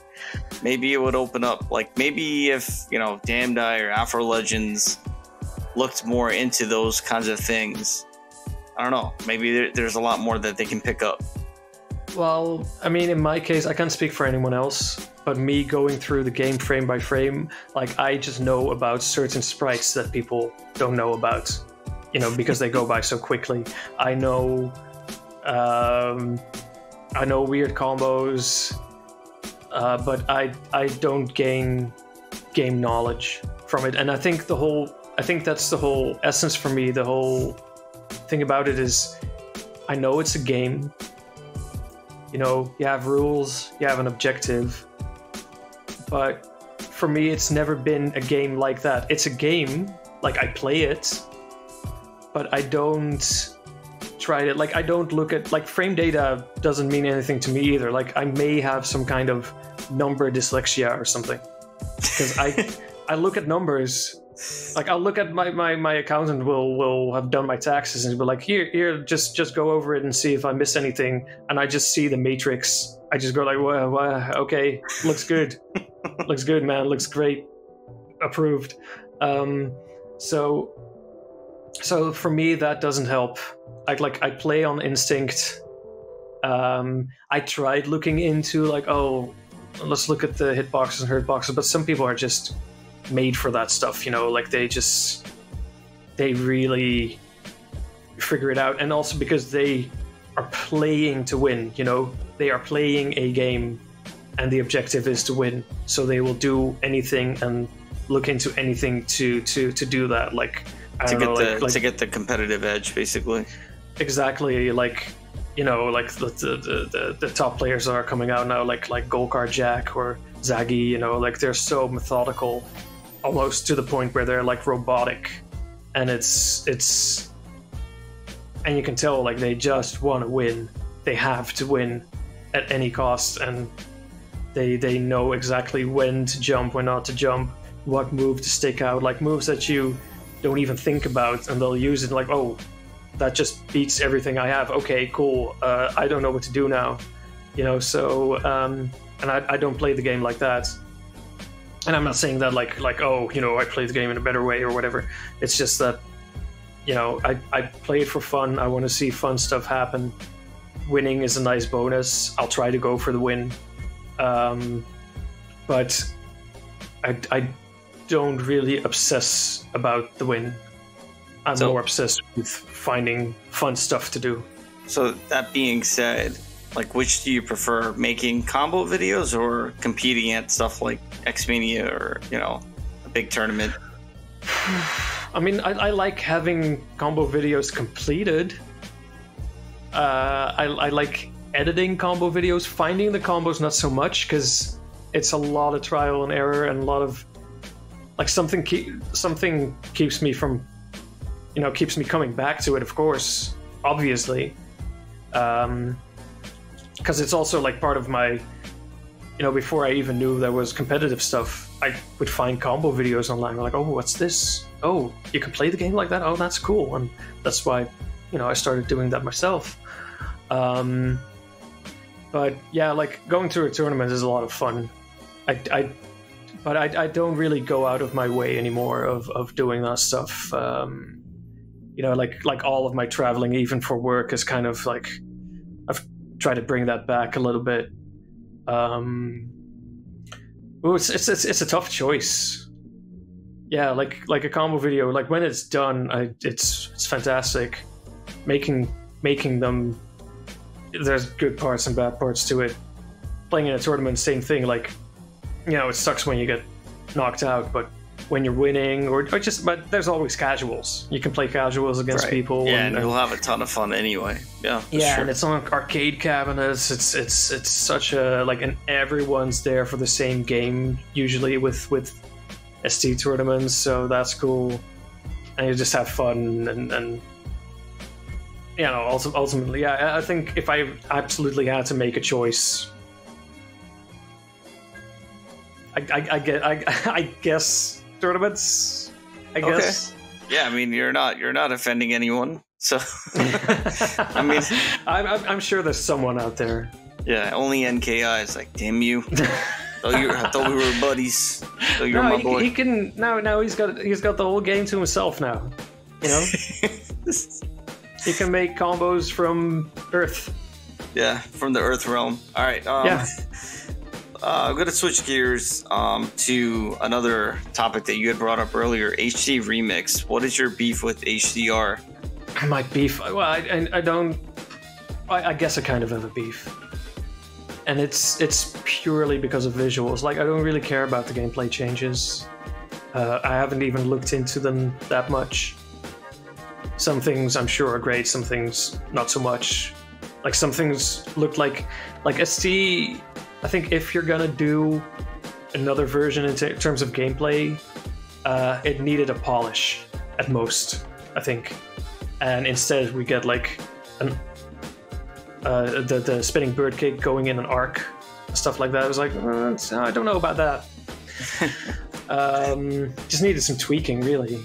And like T-Hawk, like give him his old normals, but with his super, and you know, that's already an improvement. Don't give him a throw whiff. What are you thinking? I guess it kills the essence of the character. Like, yeah, I guess I kind of have a beef with the gameplay too, but not so much as the artwork, because that was just like, I mean, like I said, it kind of got me into. I mean, I was already drawing. You know, I've been drawing since I was 2, but I was so impressed as a kid with Street Fighter 2, and it made me want to study anatomy and get good at drawing that stuff. And then you see HDR, and it's like clearly drawn by people who learn to draw from looking at other people's drawings, who learn to draw from looking at other people's drawings. Like, they didn't go to life drawing classes, they didn't study anatomy books, they just, because you can see, just made up muscles.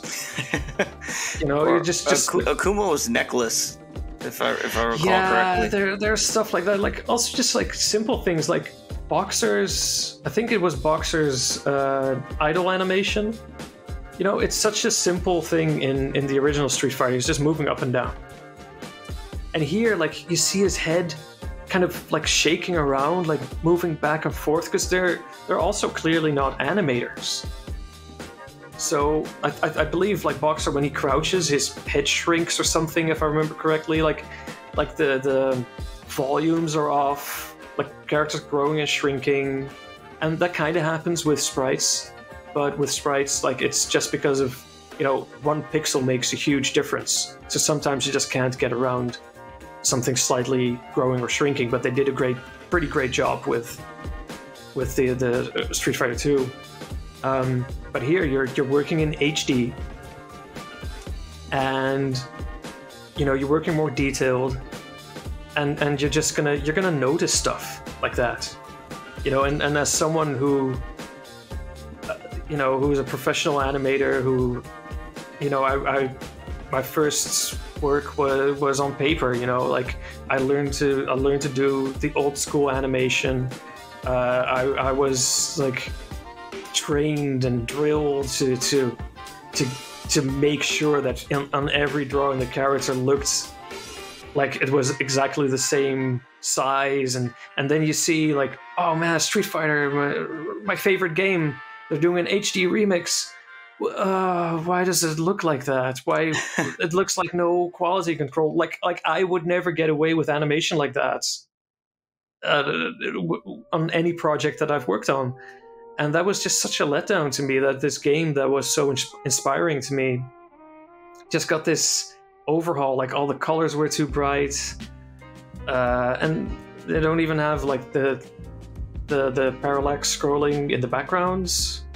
Like that's more of a technical thing, but they're just static backgrounds. And like the older version looked nicer that way even. And yeah, it's just the character portraits, just everything. It just I'm very sorry. Like I'm sure they did their best, but it doesn't look good. It just doesn't look good. And that just made me hate the game. I mean, you're also describing it from the perspective of, you know, an artist, you know, someone who does animation, like you're in that field. But even a more like ordinary person like me, you know, on a subconscious level, I guess I would say, yeah, something about this game doesn't look right. And it didn't look great. Like I wasn't wowed when I saw, you know, the graphics. I was wowed when I saw the like beta Ken combos. I was like, oh shit, that's cool. You can just combo Dragon Punch to Repa and then another Dragon Punch after. Yeah, like that was cool. But yeah, the actual like visuals and the music and everything, like it didn't click with me either. And I didn't play much of HDR, but yeah, I mean, I definitely see it from your perspective. A lot of people as well. seem to think that because I remember there was an early test drawing they did of T-Hawk, and it had like I think 4 layers of shading, and then they brought that back to I don't know, 2 or something. Like they reduced the shading because it was a lot of work, and people attributed the bad look to stuff like that. You know, like, oh, it doesn't have enough shading. No, like shading is just, that's the icing on top.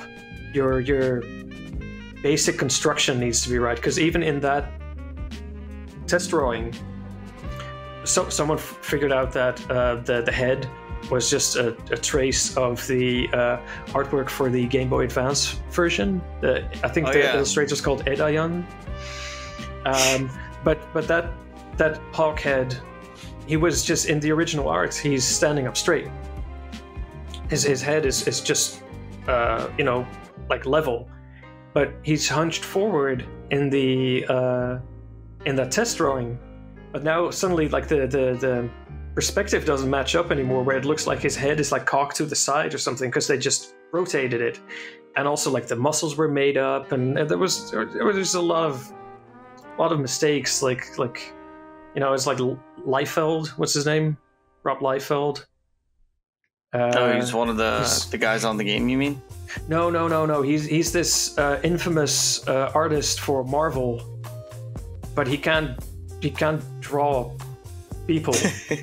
Like he just makes up muscles and draws them way too muscular. There's this really famous drawing of his of Captain America where his chest is sticking out so far, like you can put a whole breakfast on his chest, you know, like, and he's standing up straight, so it looks ridiculous. And that's kind of the problem, you know, like when people just look at other artists' renditions and they go like, oh, I guess there's muscles there, and they don't really know what they're drawing.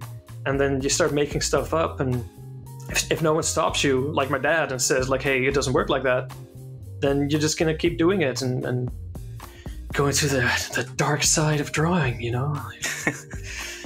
Yeah. That Captain America was injected by the Barbie doll genes, I guess. He was injected by everything.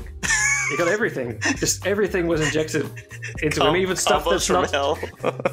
It was just everything, just like even stuff that doesn't fit in a syringe, which injected in him, and he just became that thing. So yeah. Oh shit. Well, let's move on to something like I don't want to be complaining about stuff the whole time. You know? Well, I had a connected to that would be this video that you did with the move swaps. Yeah. And I wanted to talk about New Legacy. I'm not sure if you're following the New Legacy project, but Oh yeah. just wondering what you think of New Legacy. Or is T-Hawk just doing some classic moves? Yeah, that's part of his moveset, right? Yeah, he needs a teleport. Yeah, sure. Ah, that'd be so great. Teleport behind someone, super. There you go. Give him a fireball, everything. So New Legacy, yeah. It's I should play it more. I haven't played too much of it, but I mean, obviously, I did some combos in New Legacy because it ran on the software that I was using to make combos. So I did some combos with it. But I really like that. It's an overhaul of the game, but from what I can tell, because I haven't tested actual gameplay that much, but from what I can tell, it's a smart overhaul. Like it changes things, but not to the point where it becomes something ridiculous. Of course, there's the CE mix, the SF2 mix, that is on the complete other side of the spectrum, and I support that too, because that's just like, I'm gonna overhaul the whole thing, and I'm gonna go crazy, and I'm gonna put everything in there. Like that's the other side you can go. You can go either or, not in the middle. So, but yeah, New Legacy, like that's a cool project. So, we had a community question from Damdai. He was wondering if you would ever consider working on New Legacy, like sprite work or adding moves or anything like that in the future. Of course, I know we all know your schedule's super busy, but I don't know, is this something that you ever thought about? Probably not, because sprite art is very time consuming, at least for me. Maybe I'm doing it wrong, but yeah, it's if I'm gonna do that stuff, I think I want to focus more on this actual new game that we're creating. I mean, it sounds cool. Like if I had time, of course, but I've got paid work to do, got the game to work on, and I have my own projects. Like I'm making a short film as a side project. I mean, that's on the back burner right now too because of work, but I've taken the last 3 months of the year off to work on it again to hopefully finish it. So there's just so many things that I want to do, and this would be like near the bottom. Bottom. Oh my god. This would be near the bottom of the list, like it sounds cool, but yeah, it's just too much. It's too much to deal with. So yeah, sorry. Yeah, maybe I mean, you can if you guys want Chuncopter, you can have Chuncopter. Yeah, actually, hold up. Speaking of which, where is that? Tell me about this Chuncopter. What the hell is this? Tell us the lore on this one. What is this? What are we looking at? Well, right now we're looking at a legit combo, and this, like I'm an improvisational guy. Even in my animation, like animation is something that you plan out, but I only plan out a little bit and then I just see where it goes, and it's worked out for me so far. And with that, like, I made all those combos, and just for fun I was like, oh, she can jump back and forth and go off screen. Okay, cool. Maybe I should do something with that, because I need an ending for the video, and I didn't want to just end on a combo or something, because who does that, right? And yeah, I must have, like, I can't remember exactly what I was thinking when I came up with that. I had done earlier for when I was on SRK on the forum. I would make silly little animated avatars for myself, and one of the things I did was Chun-Li transforming into the bonus stage car. I don't know how I came up with that. Just kind of like, because she does that wind pose where she does the sort of bow. So Yeah. and it's a very robotic movement, and she sort of like collapses in on herself. So I used that as the basis to then turn her into a car, which, you know, like we've all been there, right? And so I already had that association of Chun-Li being a transformer, and yeah, the spinning bird kick, that's like a helicopter.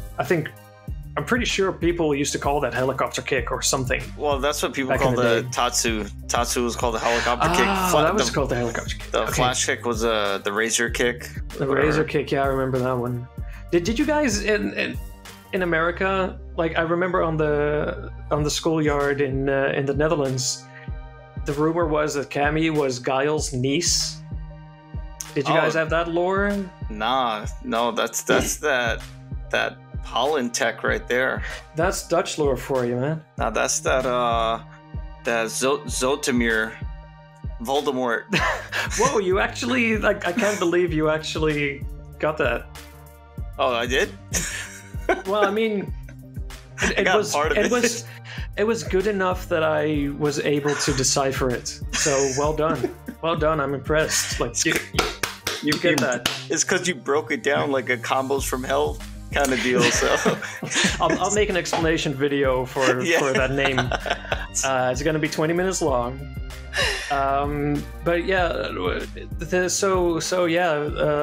Chun-Li transforming into a helicopter, and yeah, of course the Cammy ending ends with the helicopter flying away, and it matched up so perfectly. Like, I gotta do it. So the helicopter, by the way, is a helicopter from the Metal Slug series. Another game with great animation. Yeah, for sure. So I used this program to change the colors and add her head in there. Even if you go through it frame by frame, you'll see that on the inside, like when before the cockpit flips up, I tried to do a little Decepticon logo in there. It's very tiny, but it's in there. So yeah, that's the origin of that. I don't think I can say a whole lot more about it. It's just like, you have a weird idea, and then if you have the tools and the know-how to do it, then you do it. Speaking of Damned Eye, by the way, this is something I didn't think of in the moment as he said it. I was talking to him at one of the X-Manias, and this video came up. And he said, like, oh yeah, that Chunkopter was very funny. And then he said, like, yeah, I could have programmed that in like 3 minutes. That sounds like something Damned I would say. And I was just like, really? What? Huh? And then I thought about it. I was like, well, there's no way you can just program that. You can't program her transforming into a helicopter unless if you do something really crude that's, just switching out some of the sprite tiles or something, like then you could do it, but not the way I did it. You can't program that. You liar. So, get at him. So I'm calling out Damned Eye over a decade after the fact. Get your facts straight, son, because that is some I heard you swear earlier, so some bullshit right there. Like, man. Yo, versus 10 exhibition, Hawk versus Hawk. Let's go. No. Yeah, there you go. No, but Hawk actually, versus Chunkopter. Actually, speaking of which, I did see you Bob Sagat a bit earlier. Yeah, you kind of had his number for a while. I thought you combined our names, Bob Sagat. No, bopped. Bop. Okay, bop. Yeah, I don't use that word a whole lot, so. Yeah. Okay, cool. Now you Bob Sagat. Bop. I mean, the final score was 15-20, but I think that's the best I've ever done against him. So I'll take that. I mean, that dude's one of the best Chuns on the planet. So yeah, it's a pretty good score to have. You were hitting your ticks. That was insane, because it was like when I first played him, I was like, I didn't know Chun could do that, because Chun was always believed to be like free to Hawk, get her in the corner, you throw a loop her, she's done. But he just wouldn't go into the corner, and even if he went into the corner, he would find ways to slip out, and I had never seen that before.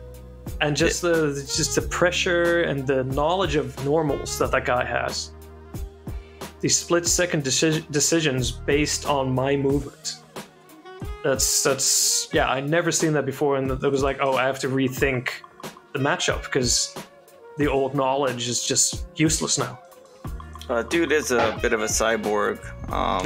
Pretty much a T1000 Zagi. Yeah, definitely want to know what he's thinking when he plays the game. But we do have another match here that we can watch, and this is you against Balcork. Now that you have years of that Feilong experience, so you can tell me, since this is one of your more recent matches, what you're thinking when you play. Well, I mean, this thing. I mean, I made a video about this. Oh yeah, we were watching that. This was pure call out, pure vengeance, because our team was on the losing end. This was, I call it Team Frog versus Team IKEA. Basically, this was France versus the rest of Europe. And we were losing, so I was up to play. So I just typed like, prepare to eat shit, you French bitches. And I took that attitude with me into these matches. And I think I beat like 3 of them in a row. And then finally Milanea took me out. But not before I perfected him in one of the best rounds I've ever played. So yeah, like I was just, it was that button. Something happened where I was just, the button got switched and suddenly I knew what to do. And yeah, it was just pure like, I'm gonna beat you guys. Like, France doesn't get to have this, Yeah, because I saw before this. Actually, I think I was even watching this live. Yeah, I remember it. Yeah, and yeah, you had a couple of wins here, but now that we're on the Millennia match, let's see how this one went. It's a pretty tough match, of course. Yeah, it's. I mean, I've gotten way more comfortable with the Honda match over the years. I used to think it was completely undoable, but I have some tech now that I can use. I was going for a throw there. Yeah, that was pretty good. But like I've really learned the value of jumping fierce. I mean, just as I say it gets beaten, but a lot of times it beats what Honda has. So because back in the day, like I asked people, like, hey, what's the what's the matchup? What's the numbers? Not that it means a whole lot to me, but they would say 6-4. I was like, that sounds way closer than I think it is. But now I agree. I was like, yeah, I'm at a disadvantage, but I've got stuff to work with. This is not like the other bad matchups that are just almost undoable, where you almost just need. That was a shame, because usually that works. Usually doing that back jump fierce in the corner. Hey, go back there! Show my perfect. Oh, is there there was another round. Oh. But that back jump fierce will hit. This is it. This is the round. Get the combo. Damn, we're grabbing it from hella far. And take that. Oh shit! Yeah. Good thing we got that on the. After that, I got completely destroyed. So whatever. But normally that jump fierce hits, and then Honda is grounded, and you can just go for a throw. So Honda stopped doing headbutts against me when I'm cornered, but I still try to bait them in. Like, come on, I'm just jumping back. What do you got to lose? But they don't really fall for it anymore, unfortunately. But yeah, and I've learned the value, as you can see, of the far strong. Whoa, what an anti-air. That double sort of eye poke that he does. That stuff's a lot of stuff. So. Well, I guess if you wanted to win, you would have picked Old Hawk. Well, I mean, he looks like Old Hawk here. True. That's good enough. I don't remember, like, because this was, I think this may have still been my I only play New Hawk phase. Right now, like, I've got this phase where I just, like, if it's unranked, I go New Hawk. If it's ranked, I'll go old. Because, you know, if you go ranked, then you gotta win. So, you know, then it's not about fun anymore. But back then, I think... Back then, in 1 year ago, I just... I was still exclusively playing New Hawk. Well, definitely, you know, we saw a lot more growth from maybe that first Tokido video. Like you said, you know, there are those, the on-off button, you don't know where it is, sometimes things just click. Yeah. I think that's the most fun time to play SC, is at that point, things are just happening. You're doing all, like, you know, like task level stuff, but in-game. Like, this is working out, and it feels great. Can't wait till we get some more offline back, so we can all experience that again. Yeah, and it's fun because sometimes you even start doing stuff that you normally didn't do, that you didn't even practice, and just do it, and like, oh, that works, cool. You know, it's you become a different person almost, and it's fun to experience. Yeah, man, and I don't know, like, I actually played. I don't play that much ST anymore. Actually, because it doesn't feel the same just playing online for me. And I'm sure for other people as well, but it's like it's kind of the only choice that we have. But I played some earlier just before you know, we got on this call, and yeah, it's weird like how things just come back to you. It takes like maybe a game or two, and then you start doing stuff, and you're like, wait, was I even doing this before? Like your brain just processes the information differently. Stuff just, you know, it happens to work out. It's like riding a bison, Cole. Anyway, thanks everyone. Well, you know, like yesterday, one of our top Dutch players just came back online. Kareem. Oh, you know what? He just joined our server too. Oh, he did. Oh, the server that we're all on. Yeah. Yeah. So I played him a little bit yesterday, and at first he was struggling to get it back, but there he is, laughing at something. But he very quickly suddenly was hopping all over the place and mixing me up and doing weird setups. And I was like, okay, you got it back. Let's end it here, because I gotta get some sleep because I'm having this podcast tomorrow. Yeah, you know, so, the Super Lore Boys Hollywood podcast. Actually, you know, this picture I saw years ago. It occurred to me later, like during the day I thought about it. I remember seeing this picture years ago. I don't know if it was from Chaos Flare or who I got it from, but I remember seeing this photo a long time ago. And mainly I remember because of like Kareem's I don't know, it's like posture. Yeah, I guess it's like his pose. I mean, yeah, maybe you want to just let everyone know who the guys in the photo are.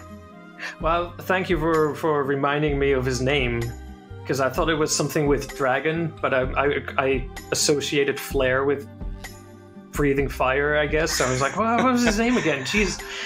Dragon Man. Yeah, so from left to right, it's Kareem, Orf, Tasty C. I won't tell you what the C stands for. Chaos Flare, and me, Bob Sagat. There he goes. Danny Tanner in the flesh. Yeah.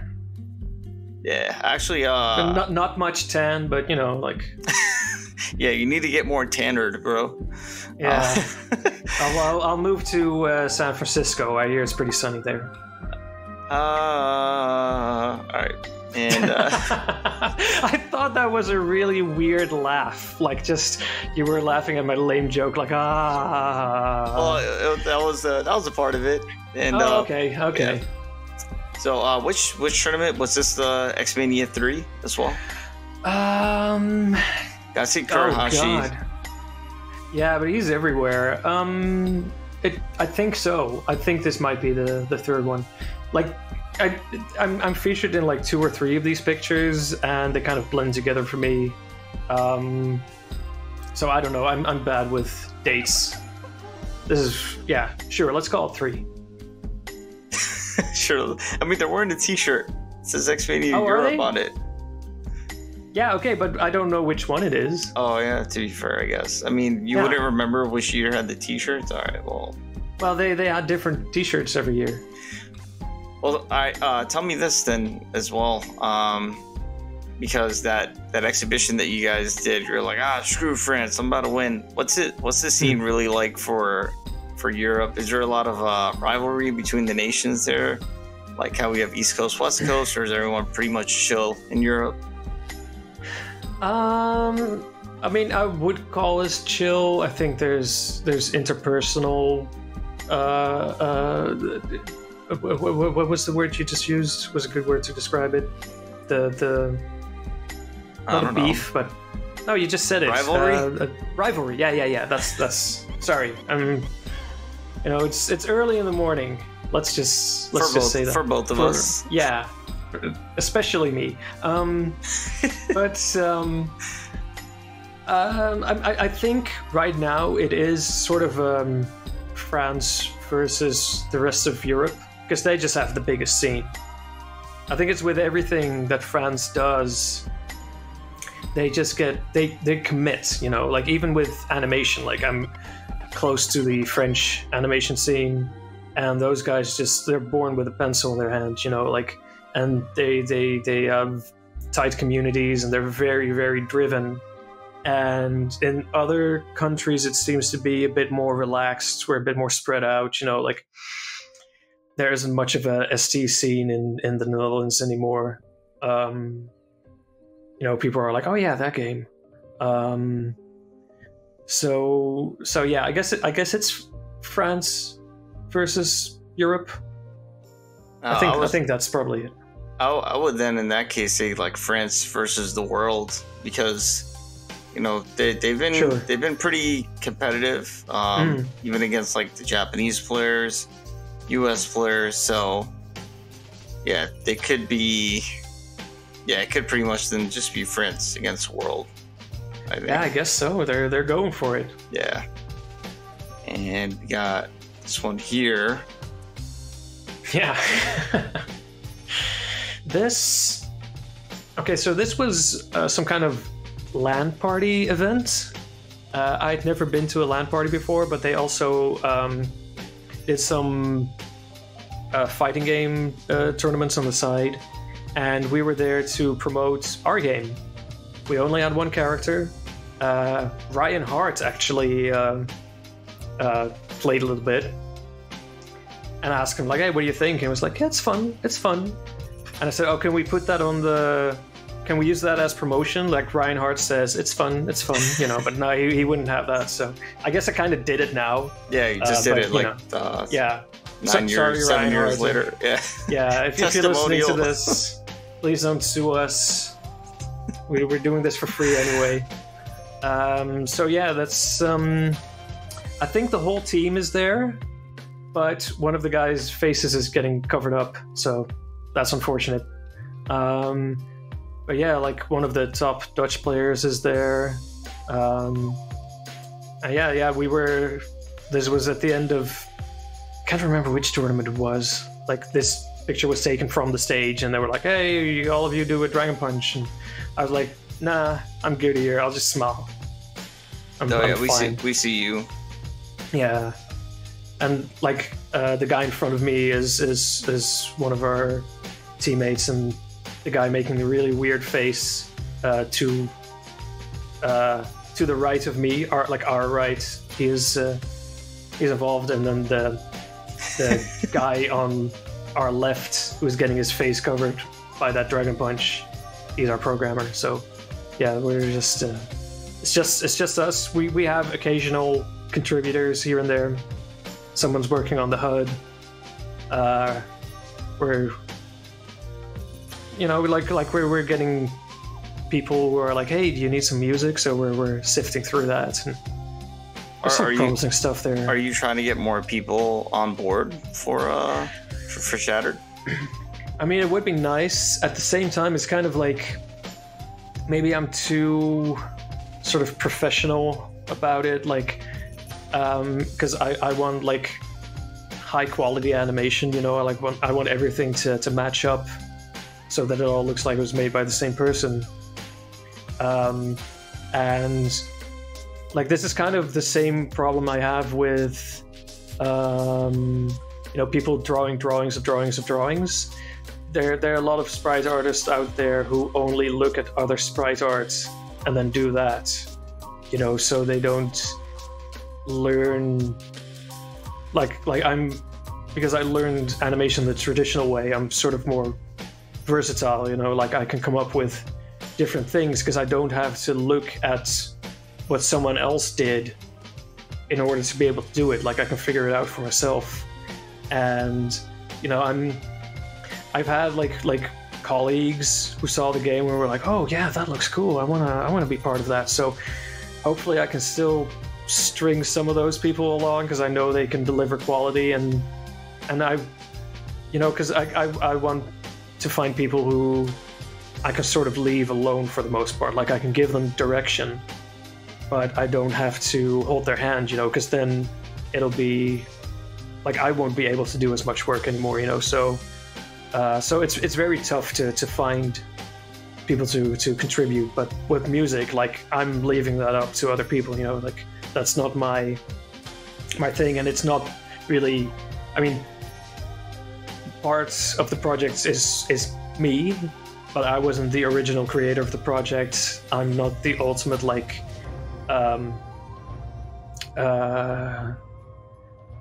Like they all had their ideas already about like what kind of characters should be in there, what they kind of should look like, and then I take those ideas and flesh them out and design the characters, design the sprites, and I have a bunch of input on the moves in terms of what they're going to look like, but I go off of their descriptions, like, oh, we need an uppercut here, and I'll just think of like, oh, okay, what would be a cool original way to do an uppercut? So yeah, I mean, if you're a really good animator, you know, absolutely contact us. But I'm a very picky guy, but I always try to be nice about it, so, you know. Yeah, I mean, I think this gives people an idea in case you're conducting any interviews in the future. You know, they know what kind of talent you're looking for. You have a really high standard, so... I do, and... You know, of course, there's compromises that should be made on any project, but I like to start out strong. So, yeah. Yeah, that's some stuff. Like I said, you know, once that game is released, I'll be the first one to buy it. Definitely looking for some new. Definitely looking for a new game that plays like an old game. So it's gonna be $200,000. Oh. Yeah, you know, I mean, we gotta make that money back somehow. So 200,000 M.Bipson bucks. I think I can afford that. Absolutely, we'll take those. Yeah, those are perfectly legal here in the Netherlands, by the way. Yeah, I'm pretty sure you can go to the Red Fight District and spend your M.Bipson bucks easy. get your money's worth. Bips is a very childlike way of saying. It's like saying bum in Dutch. What, bips? So, bips, yeah, that's a bum, like bum as in your posterior, not a person who lives in the streets. Oh, okay. Oh, I didn't know you guys call them bips. Yeah. So M.Bipson, that's, you know, it's so funny. Well, anyhow, for I think most of my questions, just, you know, related to ST and, you know, you going through the motions and getting to the point that you are gone through. But what are your I guess goals for in the near future? Are you planning on attending any tournaments, any secret combo videos that you're not trying to keep secret anymore? Like what's up? What do you got? In terms of combo videos, I might have one quick one in me, you know, just to get out the last couple of things I found. It's not going to be any huge project. So like I've already, like, the zenith and the apex and whatever you want to call it, that's been reached for me, and I'm ready for other people to pick up the mantle if they find something else. So I'm done with that, essentially. in terms of other things, yeah, like get that game finished, or at least get something out there for people to play. I just want to see people play it, and even if we, like I said, even if we only had 3 characters, like that's already going to be a lot of fun to see people playing around with that and play around with it myself. You know, I want to play the game again. Other than that, like I said, got a film to make. Got a whole bunch of other people who want to make films and want to involve me, so I'm always involved in getting stuff off the ground and creating new things. Other than that, like fighting game related tournaments, it would be fun to attend something again eventually when I can do that. XSB, man, it's right around the corner. Ah, yeah, man, I haven't been keeping up. I've been kind of out of the loop in a way, you know. Well, you've been keeping in the loops with the Sako ticks. But, oh my god. That's great. I love it. Yeah, it's, man, there's so much going on, and at the same time it's also kind of dull right now. Like I'm just working and sleeping and trying to get back in shape from all those lockdowns that we had. But let's not talk about that too much. Yeah. Yeah, you know, like, got a lot of stuff to do. Hopefully I have time in my life to actually accomplish all those things. And yeah, like, you know, playing on Fightcade is just gonna be there anyway. Hopefully get back to some arcade play too. That'll be fun. And yeah, we'll just see where it goes. I hope you keep the streaming on. I know you just recently started, but it's fun times, and you know we get to see weird stuff like Honda doing Osho throw out of T-Hawk's Dragon Punch. Yeah, you know, like that's what it's all about. Like I bring you the weirdness because that's somehow, for some reason, I always get weird stuff in all of my matches. So yeah. I'm just getting it out in the world. Yeah, so, you know, definitely if, you know, you guys want to check him out, it's, what is it, Bob Sagat on Twitch? Just like that? It's Bob Sagat combos. Okay, Bob Sagat. All no hyphens or spaces or anything, just that. On Twitter, it's Bob Sagat C. I'm sure I typed in combos, but then Twitter just cut off the last couple of letters, so that's just Bob Sagat C. Damn, so Twitter dropped combos? Oh wow. You're full of something. You're full of them. I think I found the on switch. Oh. Or it found me, I don't know. Wow, we're getting philosophical about this now. It's getting pretty philosophical deep. Puns. Yeah, so I got those. I got an Instagram, which is my full name that's probably unpronounceable to most of you. Marcel Tichelaar, 1983. So there you can see more of my animation work. I also post my sprite out there. So yeah, that's my social media stuff. Yeah. And of course my YouTube channel, Sure You Barbie. Why? Because Barbie and Ken? Yeah, obviously. And Bob Sagat was already taken, so I had to come up with something new fast and like, oh, sure you Barbie, sure. So that was the genesis of that. Even more lore for you. There you go. For someone who has like the highest, you know, standard for detail and quality, you come up with a lot of stuff on the fly. Hey, you can come up with quality on the fly. That's fair. There's no rule against that. That's how I live most of my life. Okay, I respect that. Do you have any shout outs? Oh, absolutely. Yeah, so you know, shout outs to Michelle, Stephanie, and DJ. You know, they're my reason for living. Especially shout DJ, out to the TOD combos. Absolutely. Shout outs to Joey and Jesse. They're always there for me. And shout outs to Pamela, who I know is watching me and the girls from up there. Oh yeah. And I guess shout outs to Kimmy as well. She's there. Whatever, yeah. Shout out to her too. Any additional shout outs or Oh well, that's the whole family, man. I mean that's fair. Guile. Because you just brought him up, so yeah. No, I get it. Okay. Okay. If we're gonna... okay, I'll shout outs to Team 18K, of course, making the game. Shout outs to whatever's left of the Dutch ST community. Shout outs to everyone all around, everyone who still plays this game, who loves this game, who watches my videos and finally gets me some ad revenue, So yeah, that's it. All right, well, we appreciate you, of course, coming on, telling your lore, making those videos all these years from that first Red Fight District trailer that I'd seen. That was, over a decade and a half ago now, probably. Oh God, yeah. Don't remind me. But here we are now, still talking about this game. Yeah. It's kind of amazing, actually.